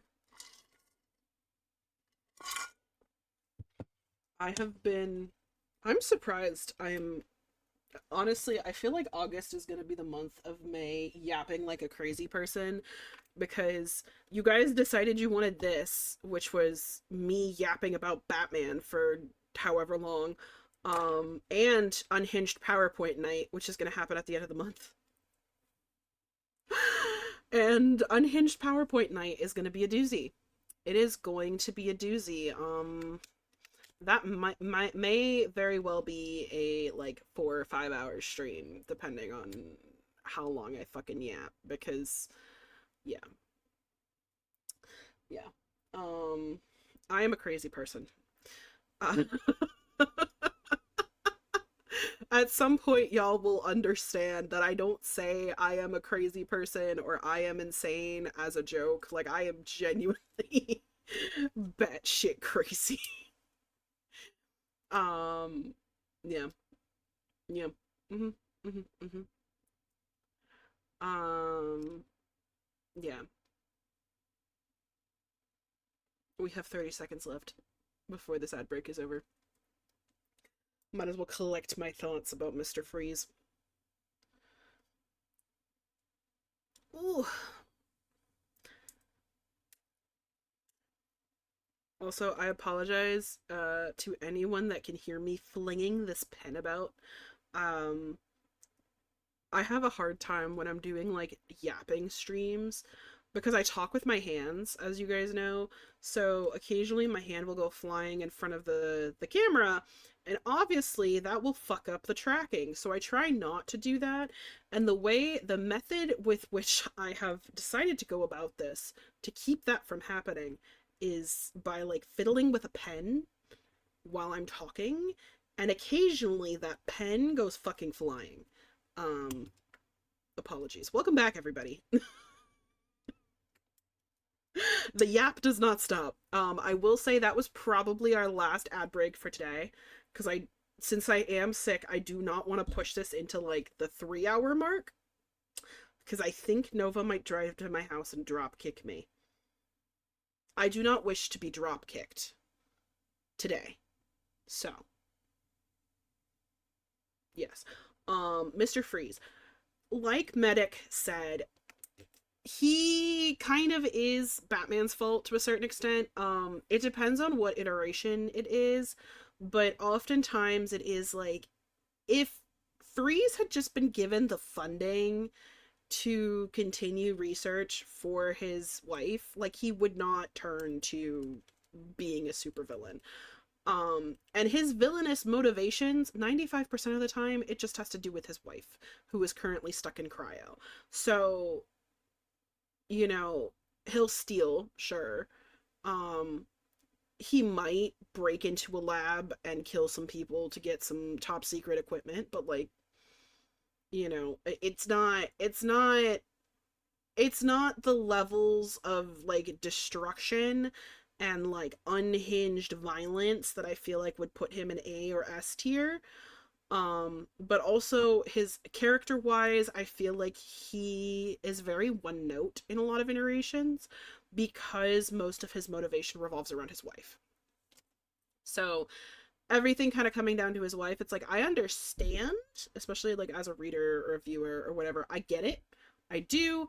I have empathy. Like I think he's a very interesting character, but I wouldn't put him higher. Um, I'm deliberately avoiding the Joker. Owlman. Owlman for me is an S tier. Owlman is fucking terrifying. I don't know how much any of you know about the Court of Owls, but the Court of Owls um is this underlying secret society. Think the Illuminati, like what people think the Illuminati is. Um but like with zombie assassins. So, the Court of Owls is specific to Gotham. It is this like high secret society that's been around since Gotham's inception. So it's been around for like hundreds of years because Gotham is in New Jersey, so it's one of the 13th colonies. Anyway, um so basically Owlman is their assassin. The Court of Owls is the elite. They meet, they decide things, they decide who they want to get rid of or whatever. They send Owlman. Owlman is kind of this undead assassin. Um, in some iterations, they actually kidnap Batman. Well, in most of the Court of Owls, actually, they kind of kidnap either Batman or Dick Grayson to try and turn them into the next Owlman. Um, he has gone toe to toe with Batman. He has almost killed Batman on multiple occasions. Also, high death count, like has killed many people. I would argue, you know, the constraint, the only constraint that Owlman has is that he has to be sent after somebody. Like the Court of Owls has to make a judgment that like I want this person dead. So he's not quite as dangerous as Deathstroke, but like yeah, because the man can't die. Well, I guess he can if you cut his head off, but still. Also, depending on how far gone he is, some iterations show him being very like capable of human speech and like thought process and stuff. Some iterations, He is kind of a one-shot villain. I would agree he is a one-shot villain because it is very much like the only play that he gets is the Court of Owls storyline. Um, but like he's so fucking cool, but also terrifying. Yeah, I could see that argument though. I could see that argument. Okay. I'm gonna correct myself. He's an S tier for me, but in general, I think he could probably stand to be in C tier because he is a one shot villain. I really want him up here, but I think you're right. I think it is he does deserve to be lower, especially since like the B tier seems to be more like iconic and upwards of like, oh, people will immediately recognize this person. So I will give it that. Who will we do? I did talk about Pig and Zaz. I'm gonna put Pig and Zaz both in D tier. I talked about them at the top of the stream. They are two of our serial killer examples. Very standard serial killers. So there's not really much like that makes them very like compelling.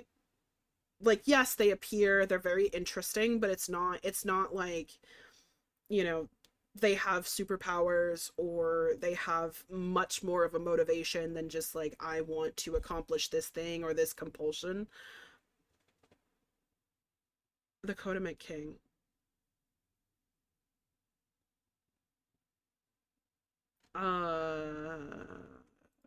I am blanking who you're talking about. I am blanking on who you're talking about. Um, Let me think about this. Kodamint King.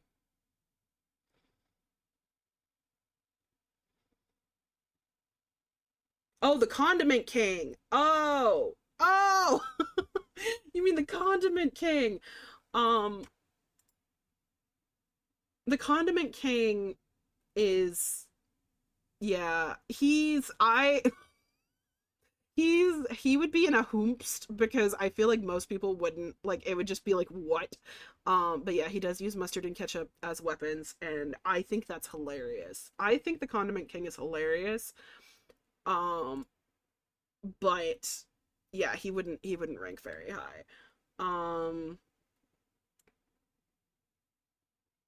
what did they call it? It's not Scarface. I forgot what the dummy is called, but I would also put him in D. Um, the whole thing, the ventriloquist's whole thing is essentially he has kind of a split personality, and the violent tendencies go into this like Scarface puppet. Yeah. Um, let's see. Who else are we gonna put on here? Arkham Knight, because I feel like is particularly relevant because we're currently playing Arkham Knight on the channel, which is what prompted all of this. Arkham Knight is a B tier for reasons that I cannot explain at this moment because we are not there plot wise. He is a bit of a one tier villain in terms of like a one line villain up to a point. He has a different iteration in which he is no longer known as the Arkham Knight that makes him a lot more relevant. But also would affect his ranking. I cannot say more. Let's do.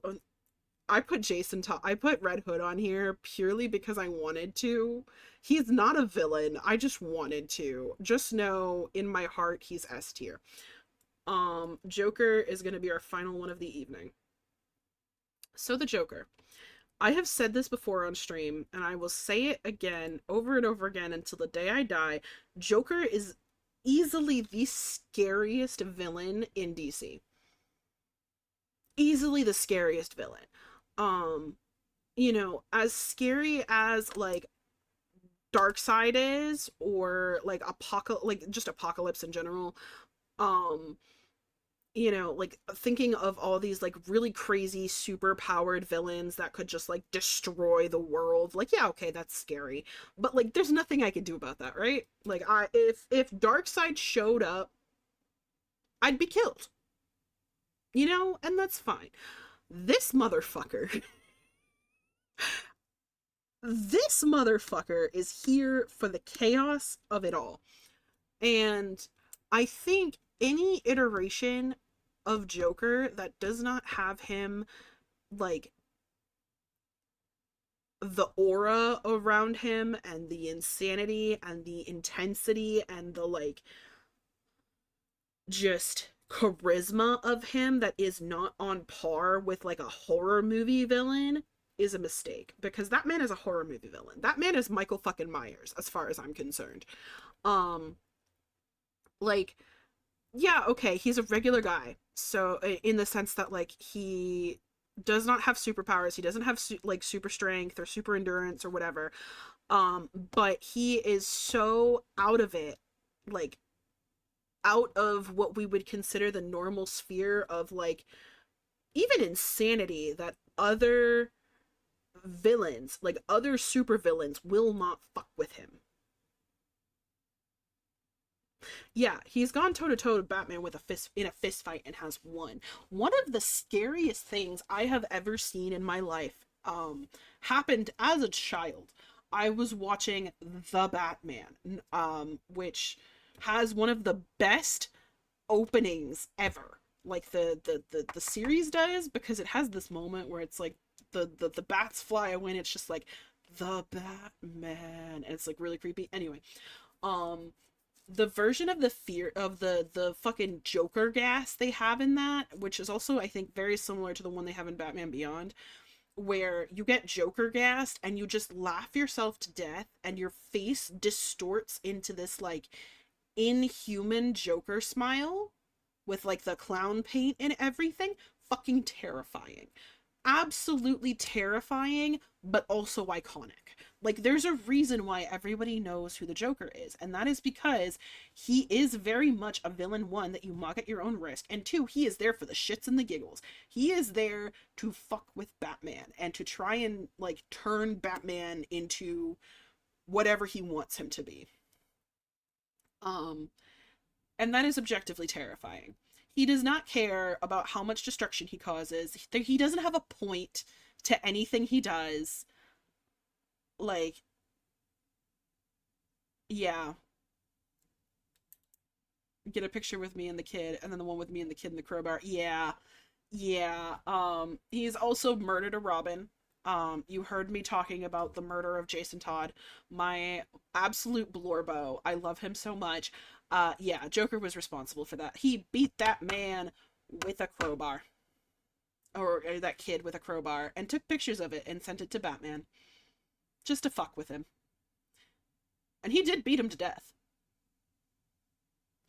Um, and it was just hee hee ha ha for him.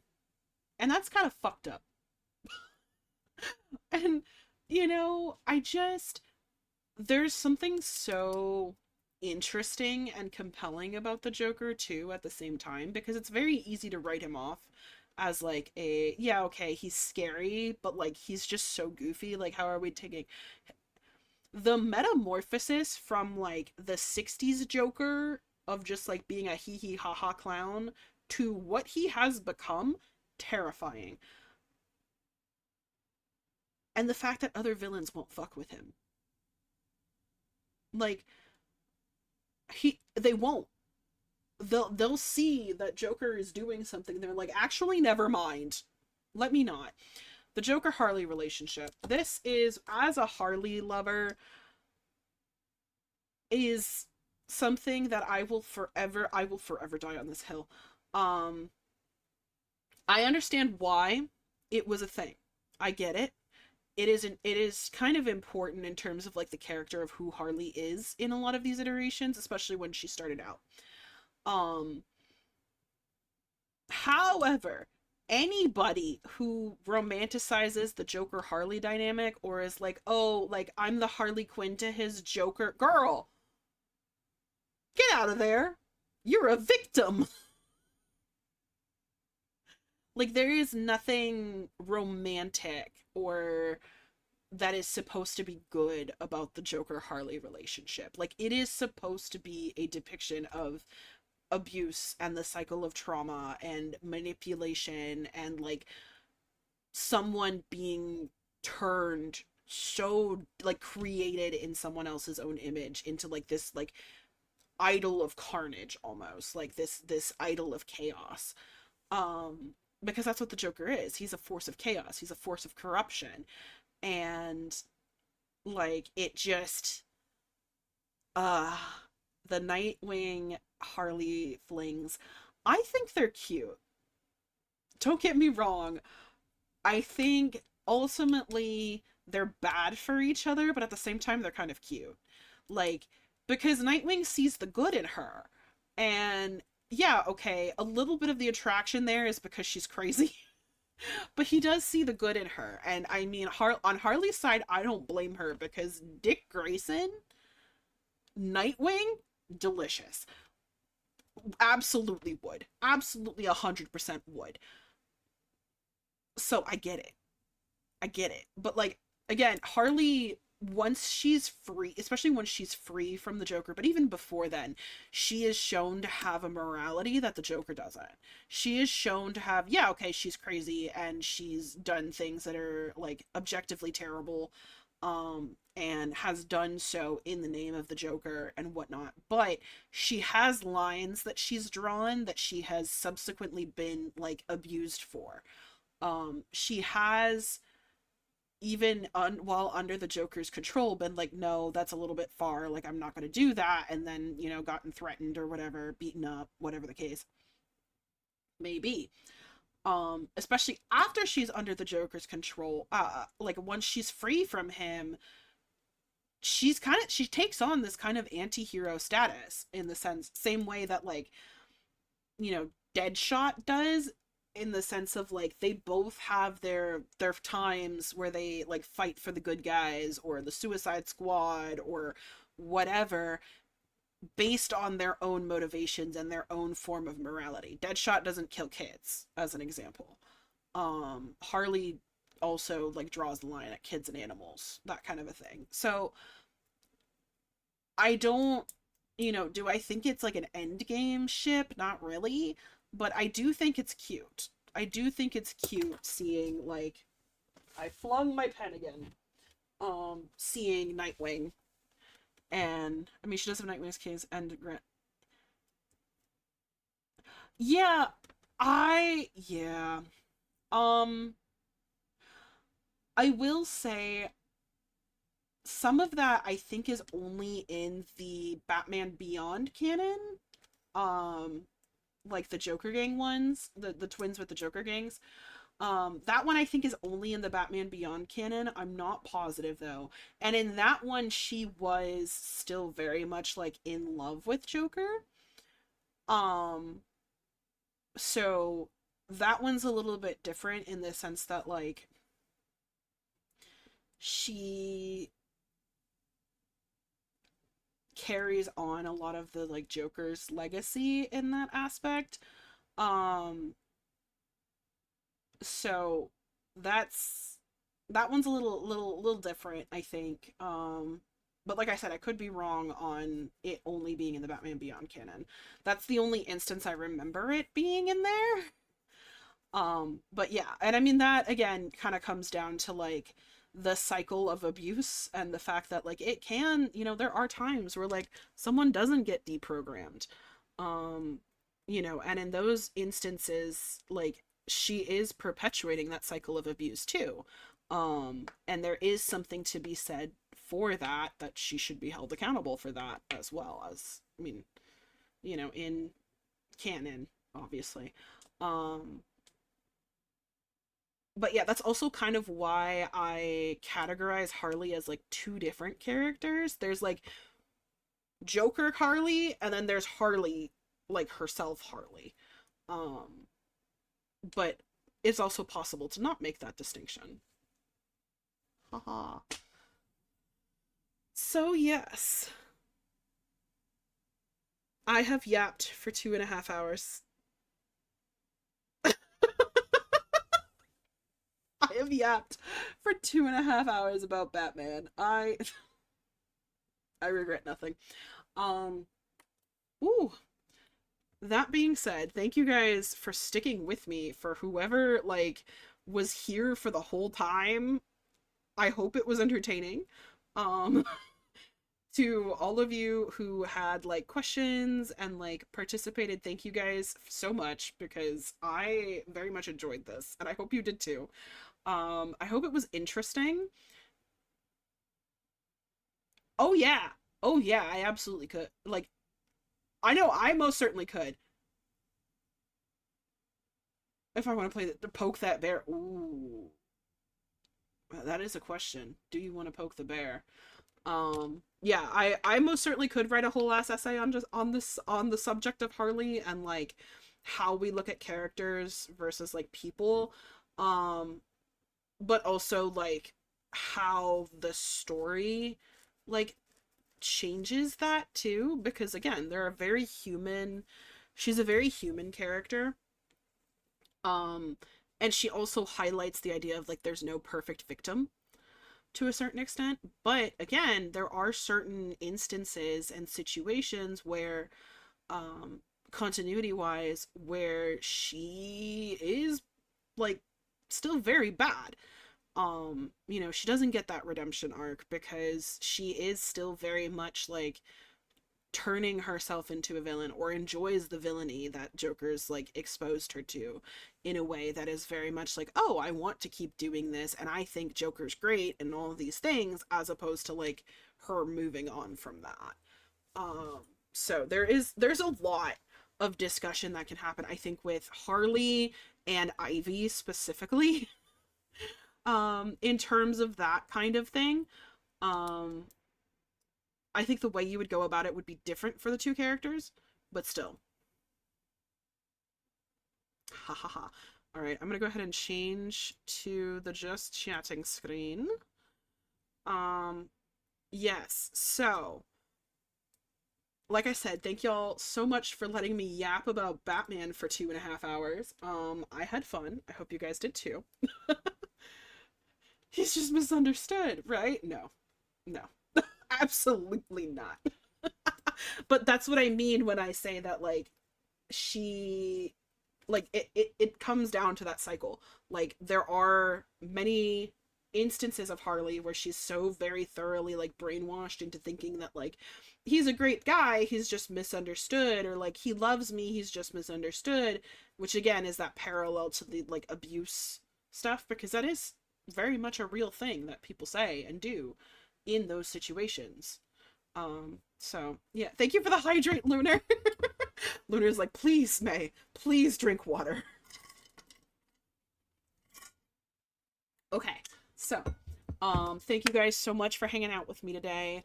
Um, this week, so because I'm sick, we're playing things a little bit by ear.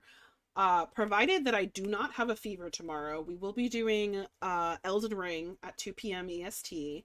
We will continue my Elden Ring journey, in which I don't know what the fuck I'm doing, but it's fun.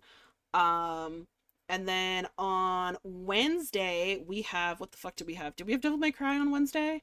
I want to say I put Devil May Cry on Wednesday. Um, because I wanted to play Devil May Cry 5. I did indeed put Devil May Cry 5 on Wednesday. So yes, that's what we're doing for the rest of this week. Um, yes. Ha ha ha. Hanging out like a bat. Exactly. Exactly. Thank you again to Lunar and Sela for the raids. I'm very thankful that you guys trust me with your communities. So thank you, thank you, thank you. I am gonna go find us somebody to pass the love on to. Please have a wonderful evening or time zone, no matter where you are. Take it easy, do some post stream care, get some water, do whatever you gotta do. We do have a raid message, which I am putting in chat right now. It is, woe, void be upon ye, made ray incoming. I am not angry. I, um, please, please, please, you know what? There we go. I got it. I figured it out. So yes, please, please give that a nice little copy and drop it in the chat of whoever we raid so that they know it's a May raid incoming. All right, friends, I will see you guys tomorrow. Thank you once again for letting me yap. Have a wonderful rest of your time zone. Bye, everybody. Bye bye.